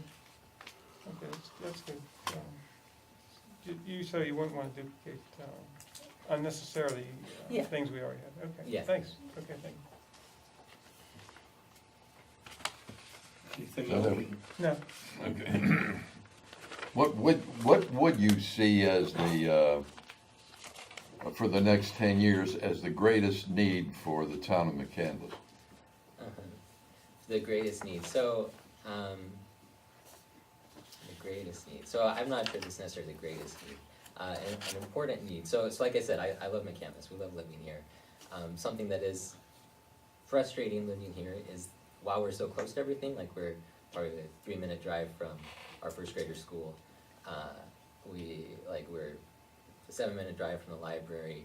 We're close to McCandless Crossing. We're close to all these things, right? But we have to drive to them. At least the part of McCandless we're in. We live behind the Duncan Manor Shopping Center, and even to get there, we can walk there, but you're walking along Duncan Ave, which is not the safest road to walk on, right? So I think, I think one of the greater needs is connecting the community with some kind of walkability or bikeability, which is not necessarily easy to do. I think there are some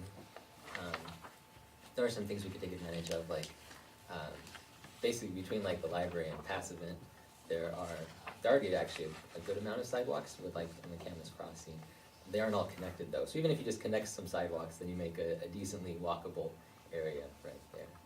So so I'm not sure if that's necessarily the greatest need, but from our point of view, from my point of view, that's probably that would relieve probably my greatest frustration right now. Thank you. Nothing further? I have no questions, thank you. I have no questions at this point. I think you're an interesting personality person, and I'll tell you why I say that. Your family, it sounds to me that you're reflective of the changes that are occurring not only in the town of McCandless, but in the Pittsburgh area in general. If you turn the clock back 40 years, maybe not even that far, you'd have people working for US Steel, Westinghouse. Some of those companies aren't even in existence anymore, in the same character that they were. It's a Google what?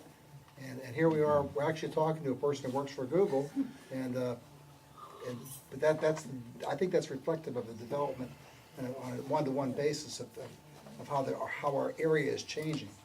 And just on that score, how do you see that, if that's true, how do you see the interface with your fellow workers? I noticed you've led a couple teams at Google and.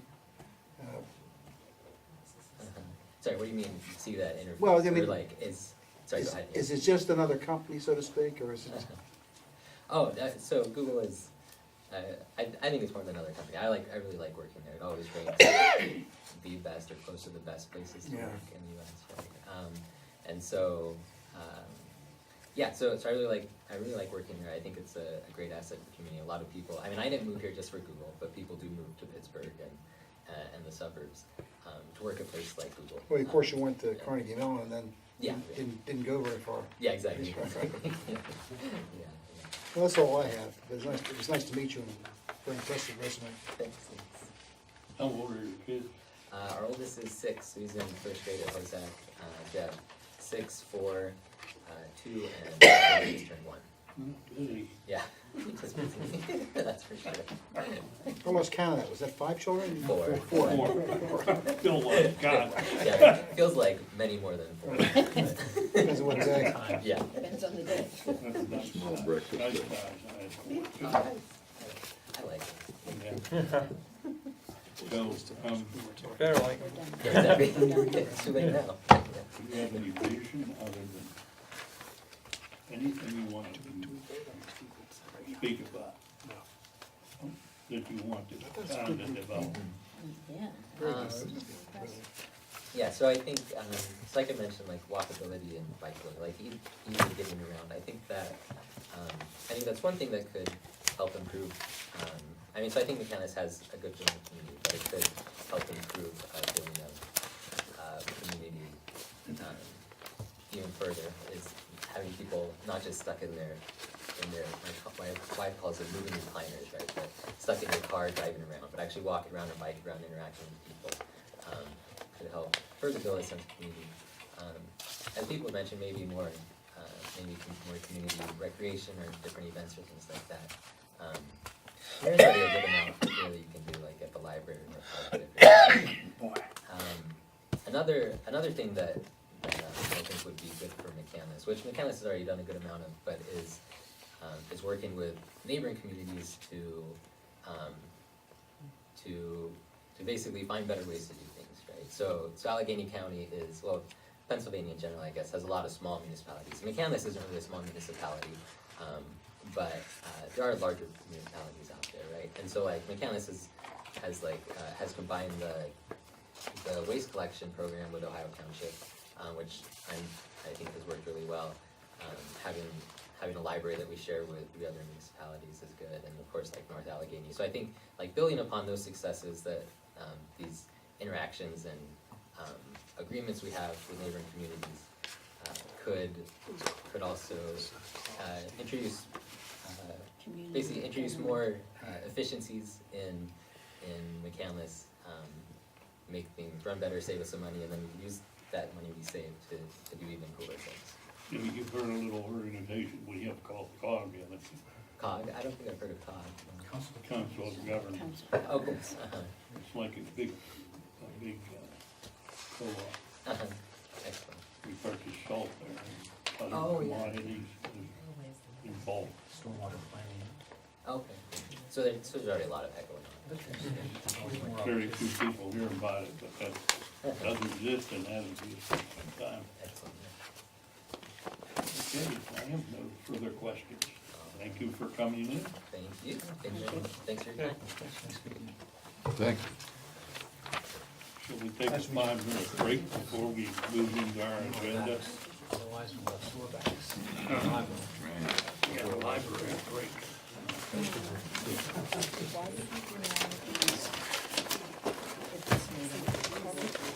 our longest meeting. Do we have to wait for the floor director to give us a cue? No, we're on. We're on. We're on. He's with. It's always good to check.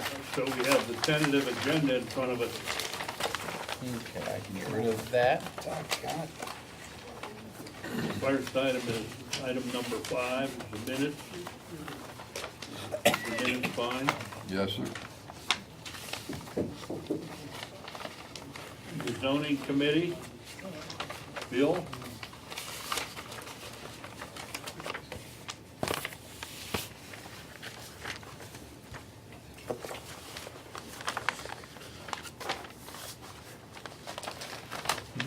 This item, did we express a preference not to read the thing to? Yeah, really, just acknowledge it. Just an Yeah. overview. This is the item that we discussed extensively a couple different times, certainly in the plan, and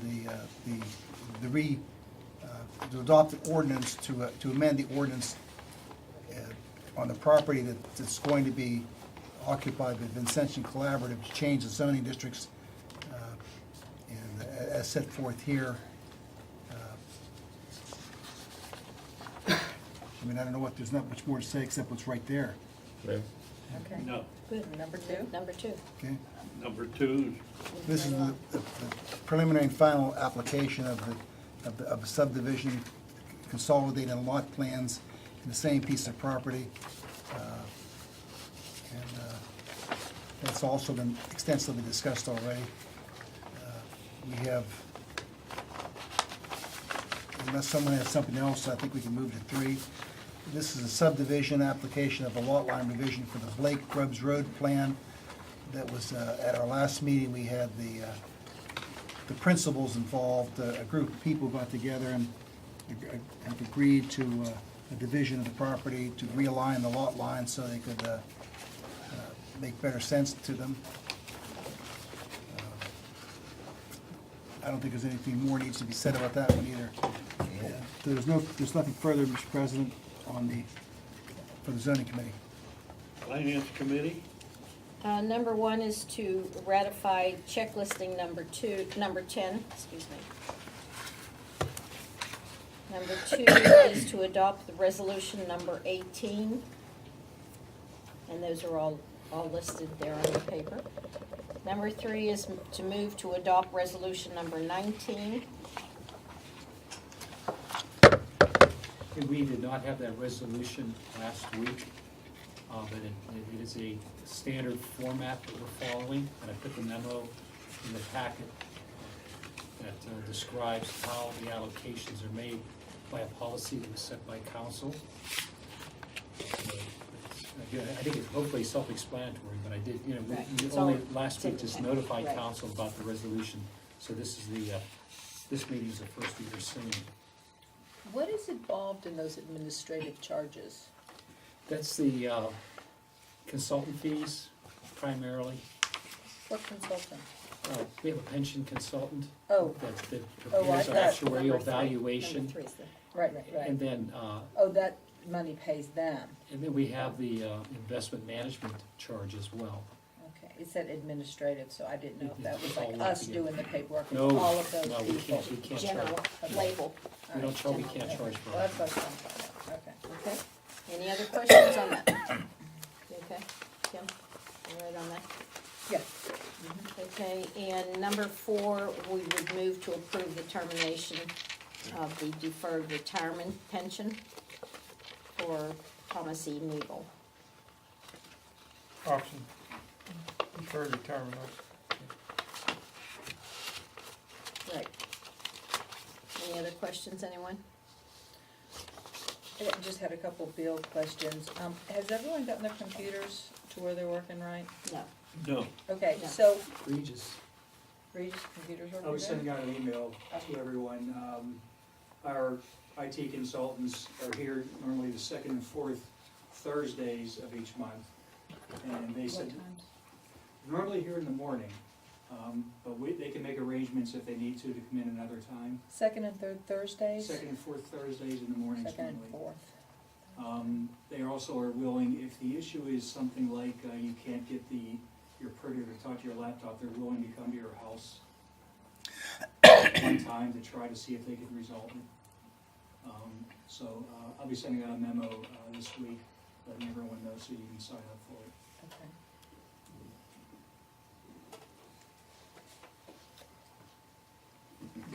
Services Committee, We really drilled those people in their proposed budget, and that's just to move to accept their proposed budget as submitted. okay. Any questions on that? Mrs. Bowers, they, came and asked the town, what is it the town worked on for them? It was a collapsed parking lot, what was that? they had a pipe Pipe, collapsed, A storm pipe. pipe, A- storm pipe. A storm pipe collapsed, Right. that we helped them on. I'm just surprised to hear that they had $500,000 in their capital fund, No, they don't have a million. 500,000, 500,000. yeah. 500,000. She said half. Did I say 500,000? Yeah, she said I didn't hear the half part, I'm Right.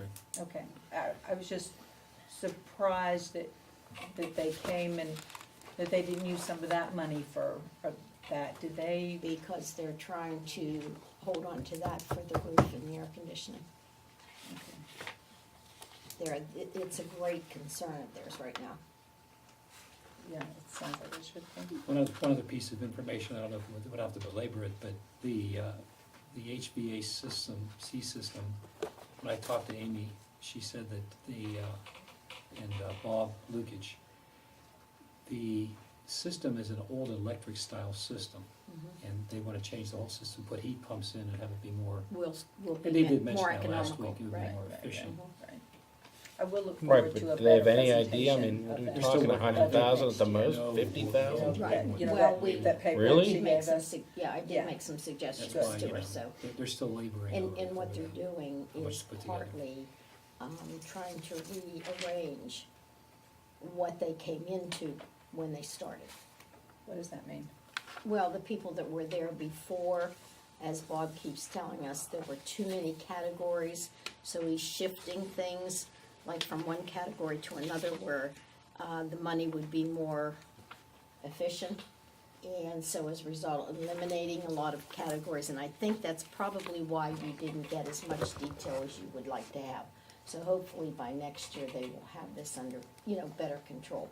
But they've been working very closely, long, hard hours, trying to readjust all of this. Safety. Safety. Oh. Public safety, is that all you have, Greg? Yeah, that's all. Public safety? I'll move to repeal a no parking restriction on Highview Street and move to establish the no parking restriction on North Florence Road after our discussion and the examination of the situation by the police department. Now, why did we say that it had to be absolutely no parking and it couldn't just be some parallel parking, not head-in? We know head-in doesn't work. parallel down below, But this is making it no parking. to the top of the cul-de-sac. So you've got a cul-de-sac. Can you parallel park in the cul-de-sac? You got I two believe you can get cul-de-sacs. about 6 or 7. We're No. removing the first one. No, this by this ordinance. I thought that's what this was eliminating. Now, right now you have a cul-de-sac and a cul-de-sac, and then up to Louisville. Louisville comes in here. We're allowing the parking to here. We're eventually removing this and doing that.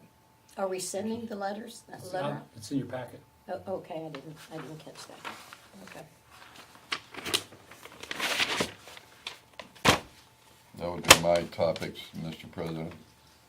Public Works has moved to award a contract for Phase 2, 2017 Stormwater Management Facility Maintenance Program work as specified by the town stormwater engineer to Jay's Construction in the amount of $96,750.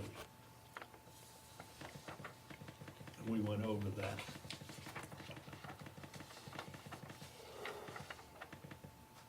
And a move to award the contract to bidding recreation to provide and install replacement playground equipment in Devlin Park. This should be placed under. This should be under recreation. Yep, it should. The Public Works has one, now we can go to recreation. Might as well put F recreation in there. Right.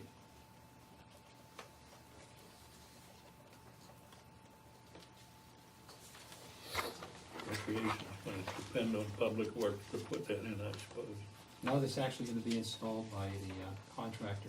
by the contract. You definitely want someone certified in installing this equipment for insurance purposes.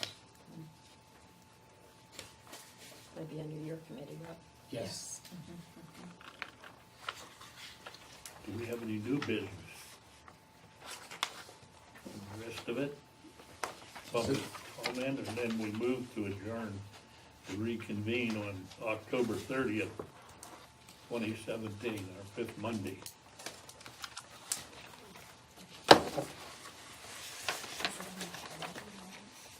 Let's go to the business, or the agenda review meeting. Planning Commission, Mr. Kim.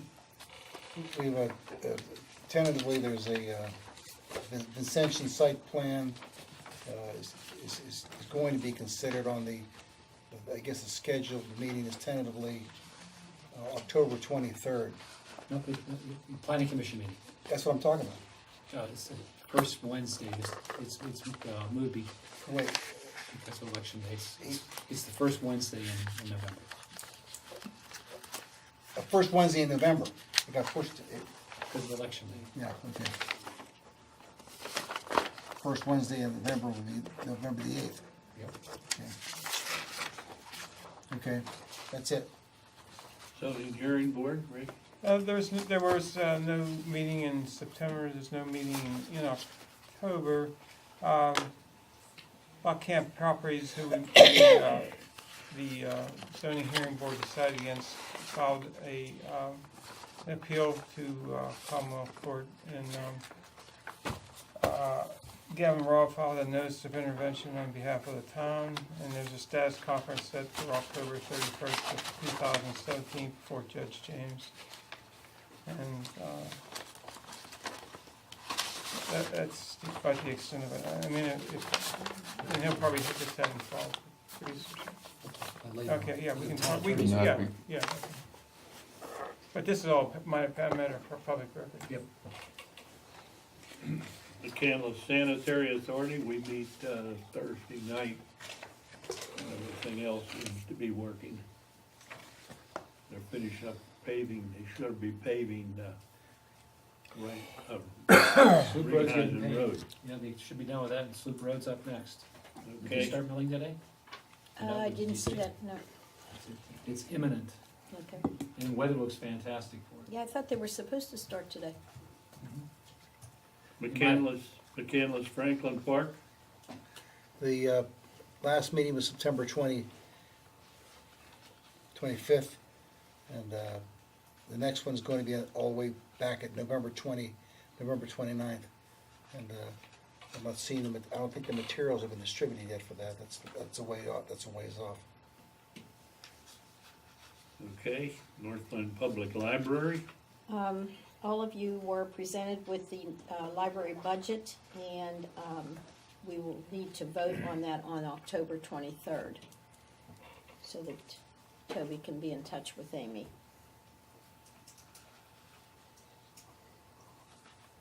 Northeast Council of Governments, Ralph? Last month was the annual meeting with the legislature, or legislative meeting. It broke into mostly a discussion period where elected officials from different municipalities discussed matters of mutual concern. Joint Recreation Board is resting for the winter.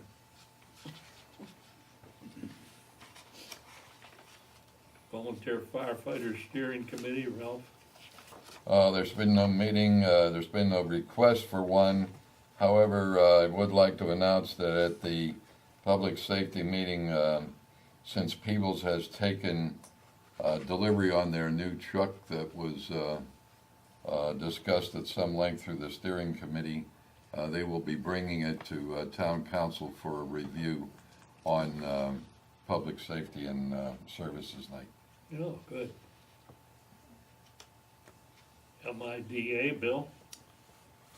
The Vincentian matter was concluded, and at this point, there's no further need for a meeting of the McCandless Industrial Development Authority, so there's nothing to report. McCandless Northern Area Heritage Center. We had a few events. You want to elaborate on them, Toby? I did a little bit in my manager's report. We've had some fine turnouts. There was a full house here for the October 7th Haunted Heritage Part 1. Part 2's coming up this Saturday. Planning on holiday events for the subsequent holidays. It's had some good turnouts during the week too. Some large groups came through.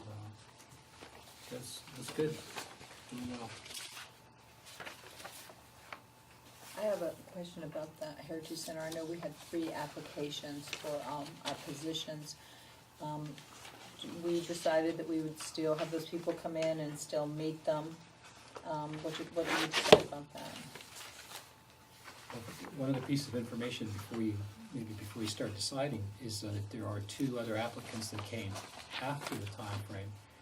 The policy says that whatever applicants we get during a month, I think just common sense would be that if others are trying to apply, my suggestion would be to advertise again and ask to see if anyone else is interested, because there are now a total of 5 people, and it is a 7-member board, so maybe you're busy right now with other interviews. Let's maybe get some more applicants. And Are you thinking maybe we didn't get as many applicants because they're confusing it with this steering committee? I don't think any of these folks are confused at all.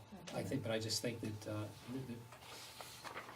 the people that might want to serve on that committee, the interest wasn't there at that point in time. But within 3 or 4 days after the deadline, we got 2 more applications. So I'd like to recommend an ongoing area on the webpage that says vacancies, ongoing vacancies in committees. So if we have, say we have 5 members, but we still have 2 openings, that we have a running, and this is the way I've seen it done in other places, that you have a running kind of open for those. So if somebody moves into the town and they say, oh, I am interested in that, then they could still apply for that position at that time. So we always, in our policy, we say we'll take applications and hold them for 2 years. But I think in this case, we follow the policy 30 days. So, Right. So I think we're saying the same thing. Keep it's open, and let's tell people it's open until filled. At least this time. But if, say, we don't fill them, instead of it just being unfilled and people not really knowing that they're unfilled, we kept like I said, a list that somehow indicated that there were these, because there were some positions that were ongoing, that were never completely, seemed like boards that always had openings. And so we just kept those running, saying there's an opening on this, there's an opening on this, and every now and then we put it on the, out to the community, periodically. And I think that's gonna happen with time. There'll be some boards that just fill up quicker than others. And like this, if we have 2 openings, just have it listed somewhere so people can. I didn't want to do that until you talked, so they got. Well, that's why I Mr. thought I'd Chairman, you bring got it one. up, 'cause this And is the don't- one first time opinion it's here. happened. Don't we keep the applications even if we had enough Oh, yeah. people, so that we could contact them Sure. if we had an opening? But But the we point is- don't, is my No, oh, I point. know that, but I'm Right. saying. So it- you tell me if I'm- you want to have it open, then I'm we can do looking that. for a different Is that a change different from what we're scenario currently if we doing? don't have those open. Right. It says 30 days and the applications are closed. I'm telling you that 2 more came in after the applications were closed. So we're gonna open it up There's 2 for more 30 vacation. days. We're Just gonna open open it. it again. And Kim's saying that let's have it, we always are taking applications. There's no doubt about that. But I think we Right. should, if to reinforce it, it's fine. Yeah, I think to advertise it again would be a good idea. Sure.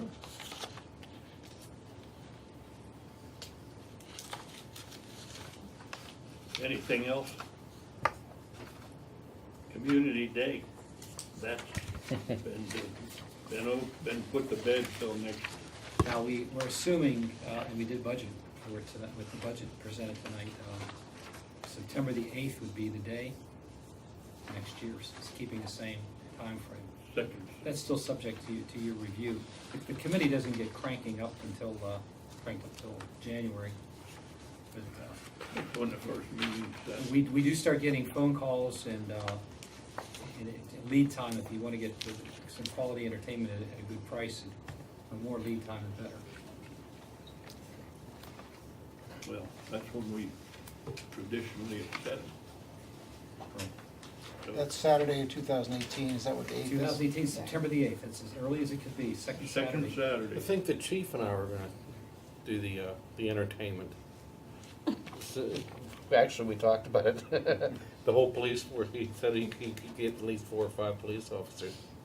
And we could do a band or something, so we'll have to see about that. You'll have to apply. Next committee, Environmental Advisory Committee. $75 a booth, right? There is in your packet, the Wall Park Valley recreational property screening that was done by members of the EAC, subcommittee of the EAC that made just an outstanding report here. I hope you've had time to read and appreciate the detail and the time that went into this. Describing Wall Park and the property that's adjacent to it, and possibly what could be done with it. So this first paper that you have kind of describes the property. It kind of tells you the size, what's there, you know, the growth that's there. It names some of the properties, so you can kind of try to figure it out. I think you've gotten a map about this too. So it reveals the potential for trail development. So what we're bringing to you this time is to consider a feasibility study, which we think would be the natural next step if the town council authorized further study of these properties. And that would be to see if it would be possible, and a possible design for developing trails and possibly environmental educational of this area. So the EAC is gave a maximum of 5,000. We don't even think it would be that much, but for mapping photographs, trail design information, resident meeting materials. The study would include like a sketch location of proposed trails, a preliminary design that addresses the staging of trail development in that area. So we've given this all to you, and that is what we are requesting. If you think you want to go forward with, if you think this property looks like something you would like to put trails on, to see if trails can be even put there and what those costs would be, then this would be our next step.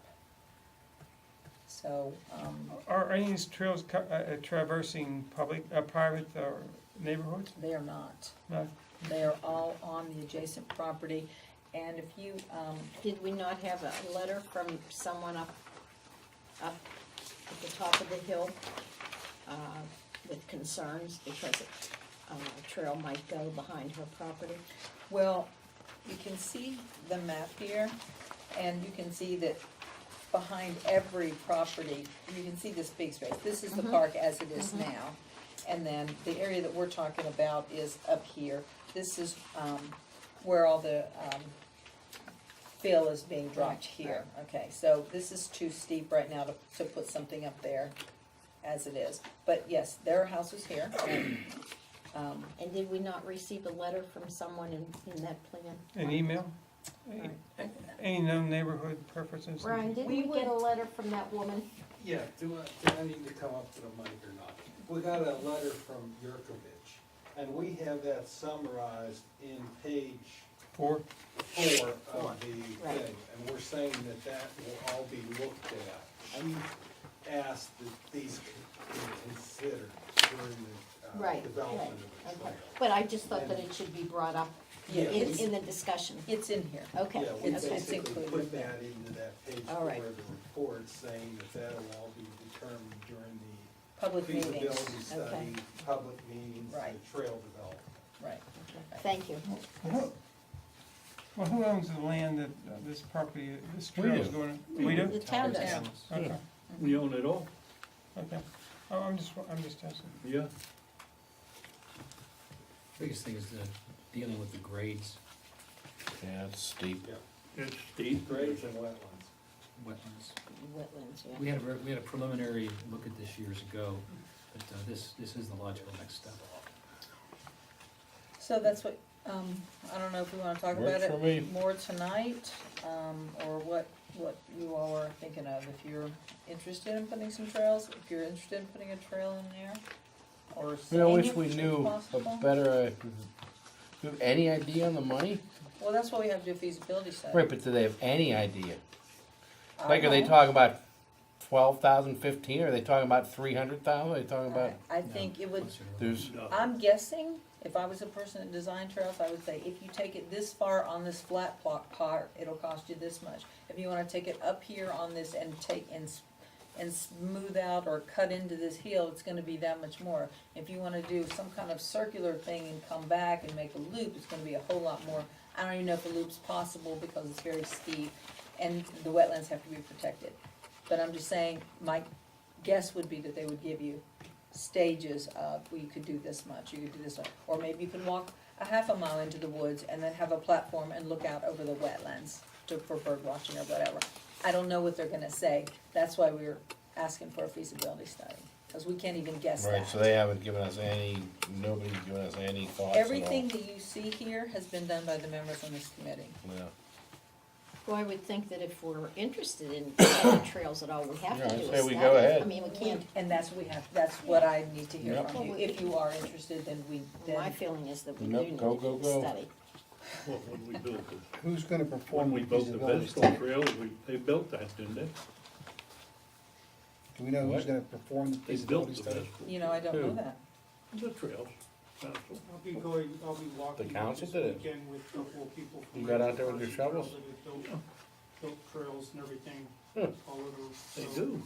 We're gonna go through and. look Excuse me, and sir, would you see- come to the microphone? I can't hear, from The back there. microphone doesn't change anything, but, okay. Yes, it We're- does. A gentleman from the Allegheny, from the Rachel Carson Trail situation, and one of their guys that, Sorry, in- excuse me for interrupting you yet, the second time, but identify yourself, please. okay. I'm Ken Allshouse, I'm the chair of the feasibility study on the Environmental Advisory Committee. Thank you. We're going to walk that this weekend, just three of us, to see about laying out a trail through there. If the grades will allow us to connect up to where the fill area is up at the top now from the bottom, and what we need to do to be able to get through, traverse a little bit of the wetlands, and to see if we can do a loop anywhere in there. They have experience building trails, so we'll have a pretty good handle on things when we're looking at it. When you get into the costs of it, I mean, if you wanna make this motor vehicle accessible, it's gonna be expensive. Yeah. If we're just doing a walking trail, that can probably mostly be done by volunteer. There's never been any talk of, and I believe that would be prohibited on the deed, so I mean, just before Right. Yeah. No, Anybody I gets- You wouldn't didn't even want give to- us any time to discuss it. I- No. No, no, that's No, right. no. Sometimes there's just, Strictly no, so walking. I would waste agree time, right so there. waste time Walking. on things. Yeah, I agree Well, with that. that would be But for So us why to waste decide. time, but When can it's decide strictly a that. walking trail, similar Strictly to some of the. And by potential, Bike. Dirt bike. dirt bike, perhaps, If- unmotorized. Let's let him talk. Everybody's talking over. If it's similar construction-wise to what we have in North Park, which seems to is generally accepted by the public, most of it will actually end up probably being done by volunteers. Cause that's, you know, there's a lot of people that are involved in that like to do that type of work and develop a new trail so that they have somewhere else to go. At the very top end of it, if currently it wouldn't be able to connect over and go over towards Potter Park, but there's the potential for that at some point in the future to come out of there, to be able to go over to Potter and then from Potter down to Vestal.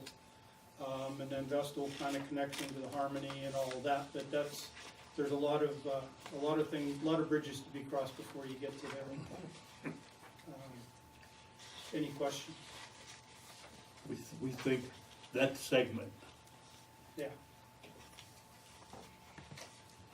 I just have one question that, you're, what's the $5,000 potentially for, if volunteers are going to be assessing the situation? The costs really are, if we do a loop, it's probably going to be in the middle, and that would mean we have to cross the stream, so there would be some construction of a bridge. There's Excuse me, these are, I know you're trying to answer my question, but these are the costs associated with constructing the trail. That would be more constructing the trail. Right. When we're looking at this initial part of it, the only costs really are flagging to mark where we want to put the trail and things like that. So there's really diminished cost as we're looking at this preliminary part of it. I would think that would be much less than $5,000, right? Yes, we're not gonna spend $5,000. Right, okay, I understand.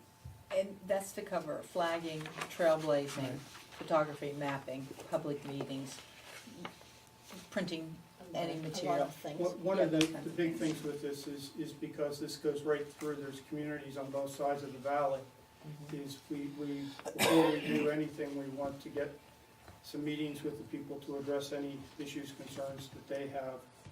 Because if they don't buy into this, it'll just be a big pain. So you should have Exhibit A in your packet that is. Is there gonna be a survey on that? You're not surveying it, are you? We have all the deeds. We have all the deeds, and there are, when we're looking at the deeds, there are pins for various parts of it. My GPS has I'll be within 14 feet of a boundary when I'm using my GPS.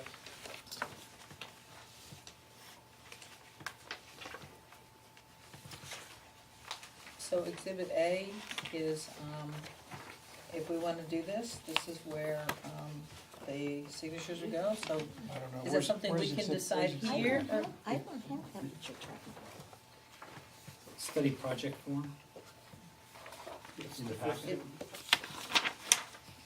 I don't know what I have from my meeting or what is different from what you do. I haven't either. Excuse me, you have the one from the meeting. We don't And have Marie that. talked to me later and said we're supposed to pull that exhibit A and the resolution number off. Oh, So but the they one still that have they- it. The one that they have in their packet. Doesn't say Does Exhibit A. not have that on. Can I see it a second? It looks like The one this, that though. was signed doesn't have it. Okay. Not in my, Yeah, that's what it looks like, that's what that looks like. So if we decide we wanna do this, and it looks like we got 2 yeses, looks like this. Since the I thought cost three. is up to 5,000, you said yes, right, Julie? about. Yes, I said So we have yes. 3 yeses, Ken. since 4 you're, yeses. well, I'm a yes. How about you, Bill? your protocols that you set up for this was that The it question should, is whether we go forward and I'm conduct answering this. the question, sir. I'm sorry. Up to $5,000, that requires a vote of town council. We decided that at a previous meeting. So it'll be on the agenda for next week. Yep. Under the recreation committee. But the only thing that if we're voting yes, we're simply saying, yes, allowed. conduct the feasibility study as this gentleman described, You're Right. authorizing up to $5,000. and don't spend up more than $5,000. Yep. Okay, I can go with that. Well, 6. so Affirmative. yes. Did I forget anything, Ken? Greg's the only one I Greg? haven't got a yes or no from. Yeah. Yep, all the way around. Good. Yep, yep, yep. I also included just a little article that was in the Municipal Reporter in case anybody missed it from, well, we got that, and it had a really cute little article. I know, Bill had asked, well, you know, what do you mean by sustainable? And, or sustainability, when we were talking about the sustainability certification. Now, we're not ready to present that to you and ask that, to give you that presentation or ask of you to, approve that yet. We're still looking at how much is involved and all the things that need to be done and what other towns have done. But I did wanna just give you some information, cause it was just a really, I thought cute, easy art, paper, kinda to prime you on what that's about. So that's what that is in your, alright, you'll hear more about that later. And just one more branch on the fire this analysis. I was talking to a couple of the members of the EAC, and just in passing. And I'm going to the city managers conference next week, and I signed up for, they have some special courses that they have sessions during their seminars that they have during their conference. And this one was limited to 250 people, and it's called Assessing Sustainability Tools. So I'll be able to hopefully bring back some additional information. That'd be cool. Bill is spearheading that, so, you could just, if you wanna just, you can take it through Jason or straight to Bill, whatever you wanna do, but he's spearheading that I part. thought I'd share my notes with the EAC and you. Okay, that sounds good. That's all I think I have. Okay. I don't have any items to report. Town manager's report.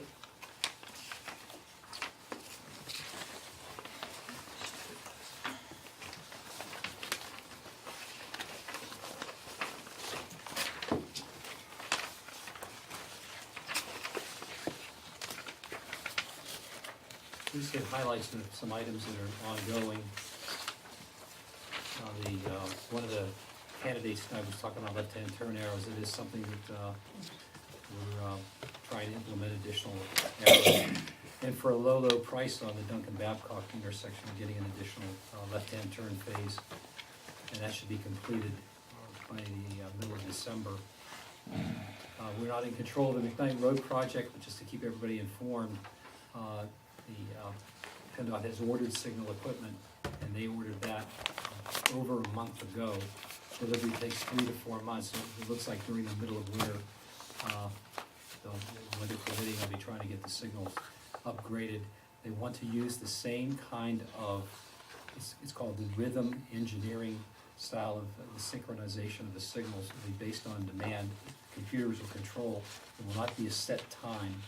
The times will be adjusted based on traffic demands with the most current data. So it's the same as the Wexford Flats area. So that'll make hopefully for a better traffic flow overall. When will they be done with paving, do you know? No, I didn't hear. They look like they're really close. Yeah. So then what would it take on the, what are they gonna do with the lights? Is that gonna take like, what, a weekend each light or 2 days each light? As soon as I get better information, I'll gladly share. But they have, right now they have it set on what's called recall, and they're doing the best they can to time it in a more analog, it's an analog method right now. So Man, since they started there, getting out of Lowe's is a nightmare. I'm in too much trouble. What does the building permit is now open, what does that mean? On C. 1C. C. Bank building permit is now open.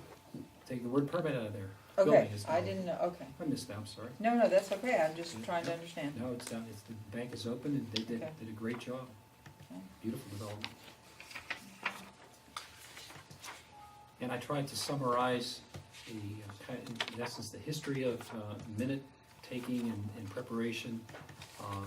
Where we kind of ebbed and flowed a bit with, I'm hearing loud and clear, I think if there is, in fact, a concerted effort to downsize these comments, at least, I don't think we should just limit it to name, rank, and serial number, where we have the name, the person's, seriously, the person's name, their address, and just the topic. I think we should at least have a line in there about what the person was trying to express about the topic. So I think I would head us in the direction of drafting them in that manner, where they would be more limited than we had been heading, because it seemed like the idea was to have basically as much information as possible. When it comes to the actual review of specific agenda items, I really believe that it's been helpful over the years, especially when we go back and review minutes from 20 years ago, to hear what council members had to say about an issue, their rationale. The staff is giving a report to describe that report. Don't necessarily write a book, but definitely give a good synopsis. And then when citizens make comments about specific agenda items, their comments should be recorded again synoptically, similar to what staff is doing, because they are taking the time to make a presentation or make a comment about something that's on the table before you, you're taking a specific action on right that night. We are, when there is no discussion, our minutes are following the basic rule of motion, second, vote, no comment, off we go to the next item. But where there is citizen comments, it just seems fair to me that we should do our best to try to capture them. And if I'm missing something or Marie's missing something, just let us know as you have discussed at this table, and let us know that maybe you should add this or take that out. I agree with the part about what the council members say and the rationale, and because it's good to hear how we get to the point A from point B, and it's also works because we get to review the minutes before they are adopted, so we can say, as we have, oh wait, I didn't say that, or what I did say was this, so we can correct that. That's why we review the minutes. And I don't have issue with any of those with any of those things at all, that you mentioned. The reports by council and the staff, new initiative, those kinds of things, I think are fine. My question is, actually, I found something new. I was looking for, I have the Sunshine Act right here, and I don't see anything, number one, where it says a person's address. In fact, I found in Roberts where it said that it was it didn't say invasion of privacy, my words, to put a person's address on there was not really good. And it just says in the minutes here, and this is the Sunshine Law, it says the names of all citizens who appeared officially and the subject of their testimony. Yeah, that's the legal requirement, but you can do a lot more if you want, you can't do less than that. It's up to you. Well, that's what I think we're deciding here. Mhm. And in Robert's Rules says the minutes should contain, it should not contain what is said. That's what this says here, words that were said. I think the name and subject of the guest speaker can be given, but no effort should be made to summarize his remarks. I don't think we should do that. Then how are you going to be transparent to people? Not what you're saying, not what I'm saying, what citizens are saying. If they want to see exactly what their words are, then they can see them. The Sunshine Act says the names of citizens, and you're right, it doesn't say address. It does not say address. Who appeared officially and the subject of their testimony. Right, it says the subject, but not paraphrasing Right, everything the they problem said. is how, unless you write the exact words that they said, you not have the potential to get them feeling wrong. Exactly, and since they don't get to preview them before they're voted on, it's like a And double even when we whammy. do, they get shut down anyhow sometimes. So, I think that while everything that we say and everything that we're doing, it's clear on the Sunshine Law and in here, and I think then we don't take a chance of misrepresenting what someone says. So But I don't think we should summarize I don't mean theirs. to interrupt you, but if you're going to record what we say, how anyone who's reading that is going to know, why did you respond that way, or why did I respond that way, if they don't know what was said here that we're responding to? Do you know what I'm saying? Oh, you're talking about like if they ask a question. Correct. Well, you could say, Mrs. James asked a question about the zoning, and then, your response was the zoning whatever. But to say, when Mrs. Jones was through baking cookies, and then she said this because, all those, look at the minutes and see, the minutes are much better than they've been, I will say, I think, but These meetings are all, I mean, I don't understand what the objection is to the the way the objection minutes is are. the way things are being said is not how people are meaning them to be said. It is, I don't want you paraphrasing my words, and if you. Well, they shouldn't be, you're right, I agree with Well, that. but that's what the minutes What are happened in doing the to past, citizens, right. is they're paraphrasing their words. And that's why these sources say you shouldn't do that, because of the problems that come with that. I mean, do you have an explicit example where they were paraphrased? I mean, because I haven't seen that. Every single thing is paraphrased, they're all summarized. It says right here, Toby says, he's doing his best to summarize them. I mean, it says it right in here. Short and sweet. Yeah. I think it was too lengthy before, because I got the impression you wanted them to be lengthy. I got the impression that you wanted, whatever somebody said, that a public comment was made, that you wanted as much as that as possible. So if this is a change, the council wants to have that change, I understand. I have been advised, as of you, that an address is supposed to be a requirement. I've heard that several times from Tucker Aaronsburg. Yeah, but. No, you have to know they're a McCandless resident, because otherwise, they don't have the right to speak, You're so. supposed to say their address. but you don't have to put those in the minutes. Right. They have to I say thought it. we were advised they should Well, be. then you're not recording the minutes if you're not putting them in there. Where they live? Let's double check on that, because we've heard, I've I'm clearly looking- heard that. I'm looking at the Sunshine Act. I know what you're I don't looking know at, if a sir. legal requirement But- you have to put their actual address in there, but you do have to put down Their their mechanic- Your firm has Yeah. advised us Yeah. that the address has to be recorded. If you differ with that, then just tell us and we won't put it Well, in. now the address is Period. recorded in the actual Yeah. video. Right. The name is never recorded by video, Right. And, exactly what they say. Yeah. yeah, right, and why do we Which need all this reduces the detail? need for That's what- a we- detailed we- minutes. We I just mean, need the minutes those, a whole lot easier to prepare. yeah, That's it what would, you'd it like. would.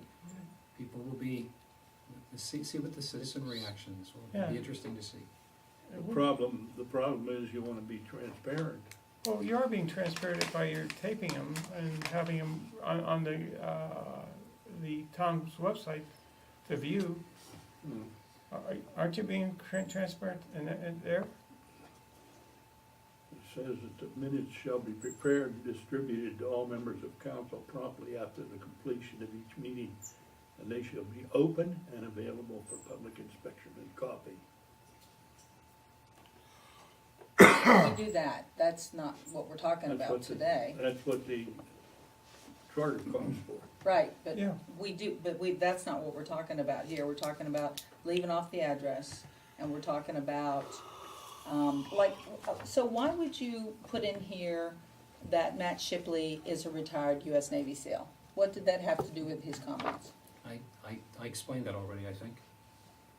I thought. Oh, I'm sorry, No, I thought I did. That, okay. there was actually more said. He was a commander, and there was some other comments made, but Well, what would- I really downsized that. You are wanting to move this in the direction of just simply saying topic.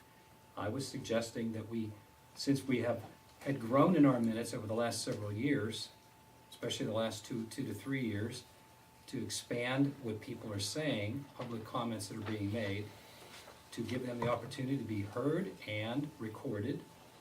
And now you're saying that you would like to downsize that. If that's what all of council, or majority of council's wishes are, then that's what we shall do. And so I explained myself that I narrowed it down, but not to the point of just what the sunshine law requires. Because I think that for years we have been doing more. If we're winning it totally, just let me know. What But is for the years- To make it objection easier to- for me to do. But for years, we What didn't is have the the objection? video. Summaries are not Videos. And the videos are. Correct? We had That's what the The, problem the the audio address tape. is not correct? I Yeah, mean, I but don't they weren't understand available to the that you're public. objecting Who to knew him it? putting Well, no, they're only addresses in available until the minutes are Oh, prepared, and then Well, no, that was Yeah, just something I they're only stumbled they're only on. used for preparing the That's what I'm minutes. saying, Right. with the So address. you Videos- don't have an objection to that? Well, we shouldn't do it if it doesn't require us to do it, maybe it's a privacy thing. I don't know, but why would we do it if we're not required This is to all do it? devolving around the question of what, in number 8, what is as succinct as possible description of the subject, right?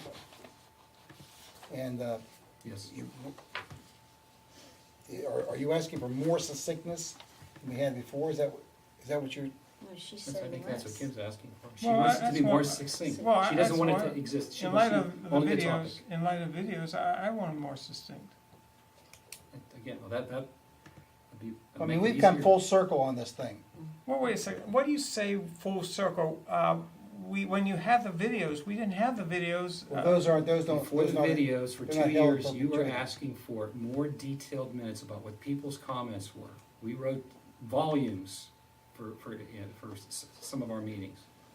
It was arduous, and this certainly will simplify presentation. But please let me know if that is your will. See, I don't think so. I like it the way, it is. I think keep the, Paring this down to the point where you have no record of what really took place. Then. keep it brief and save the No grief. record of This- where it took place. They have a video of this. That is not retained in perpetuity. How long is it retained? Yeah, it Do we is. take them off No, Facebook, No, YouTube? not No. perpetuity. There's a hard drive will last for, I asked John that question, he said somewhere between 5 and 10 years, depending on how long our meetings go. You know, you can go back and. But aren't they on YouTube? Won't that, Well, they're on YouTube, however long they last on YouTube, I so, believe, forever, I don't know. till That's YouTube what I- crashes? That's what I thought. Who knows how long YouTube is gonna keep going? Well, if you want more detail, then The only other thing that I can think of is only direct quotes should be used.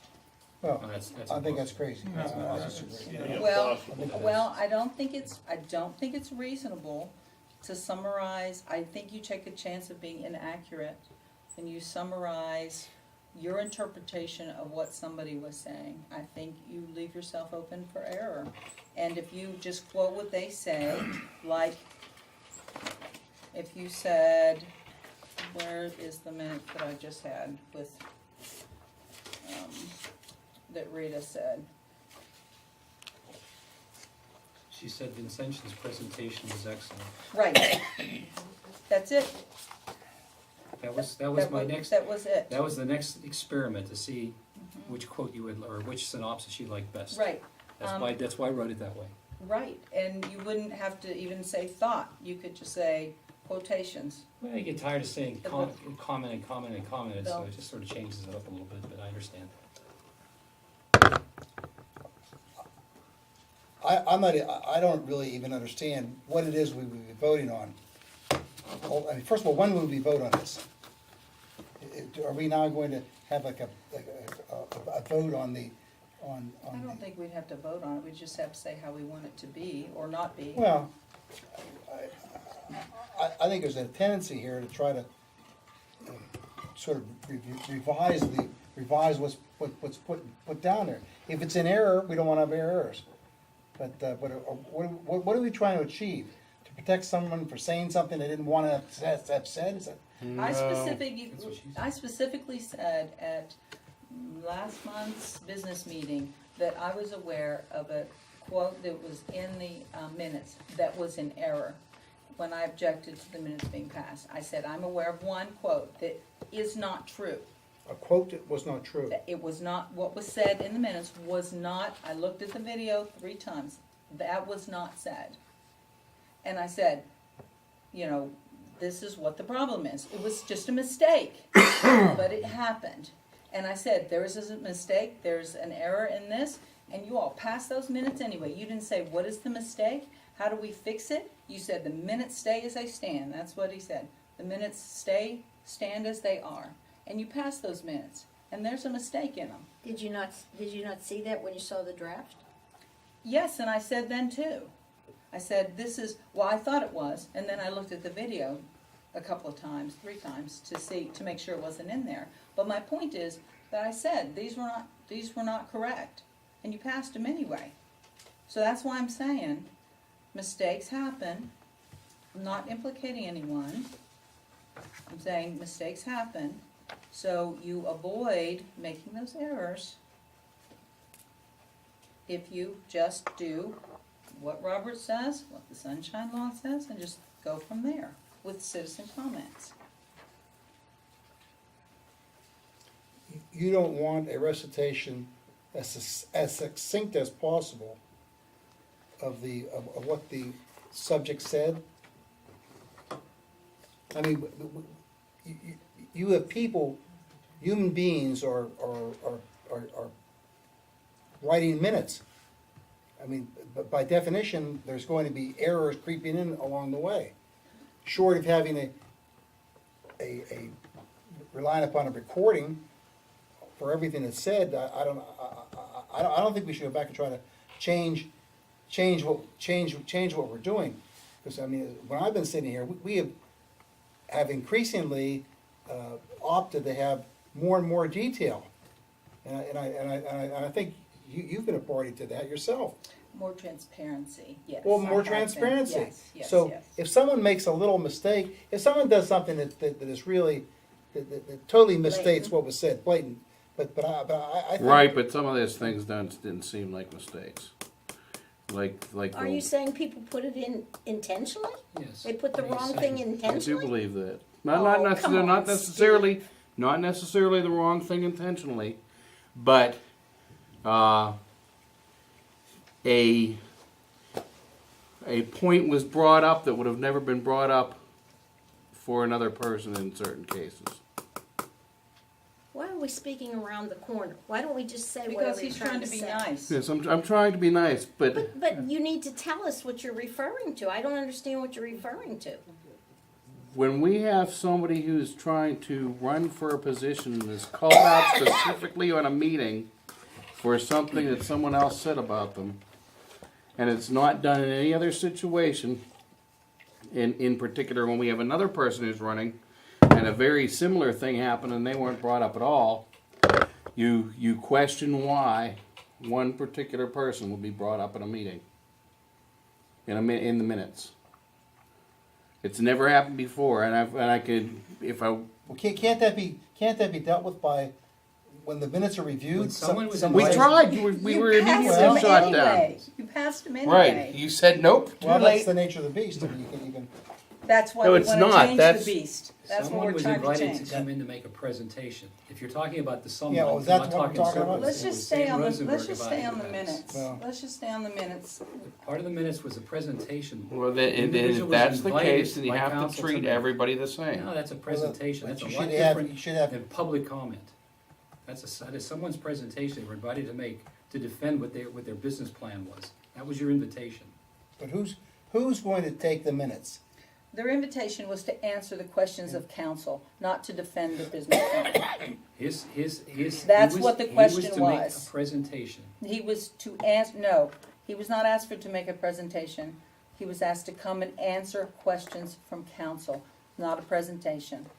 Now, that he did one is fine, and that presentation, we could have possibly answered our questions, but he was not brought here to defend his business, he was here to answer questions. And even though he did, it shouldn't have been in the minutes, because it wasn't in the minutes in other situations. So you're saying that it should have been eliminated from the minutes? I mean, if you're taking minutes. I'm not saying it should have been eliminated from the minutes, I'm saying that names should not have been, if somebody else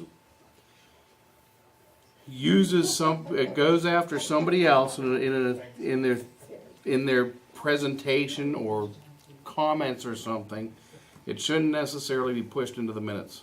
It shouldn't have been the first time, it wouldn't have been if it was somebody else. You mean we've eliminated other people's?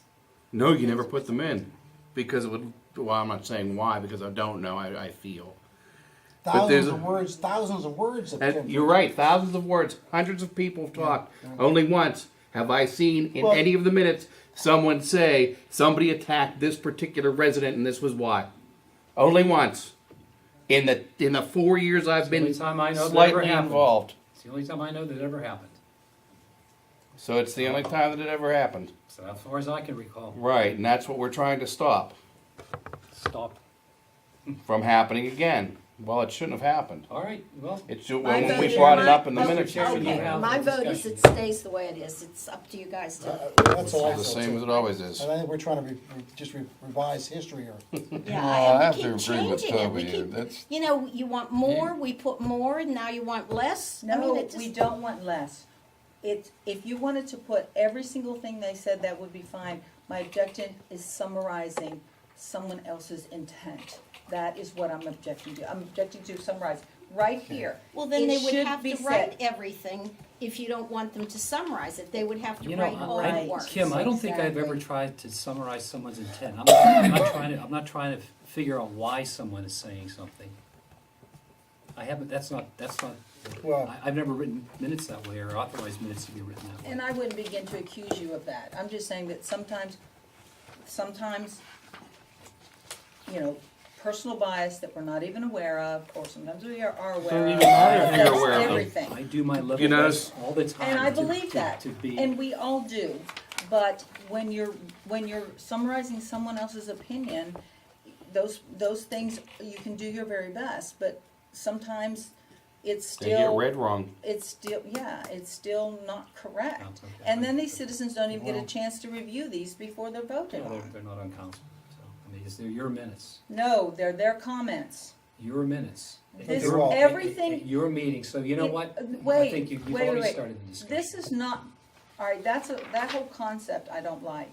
This is the town's meetings, this is the town's minutes, this is the citizens of this community's business that we are taking care of. So to say it's our little secret stuff and they No, can't it's see not it, I secret. don't It's not like. It's not Then why secret. can't they see the minutes before they're drafted? you'd have to have an examination. You would have, you talk Of about every having a single- long meeting, let me tell you, It'd you be would have unlimited. one terribly long meeting. If they got to review the minutes, if they were part of the supporting documents for tonight, if that was Come on, out Kim, there.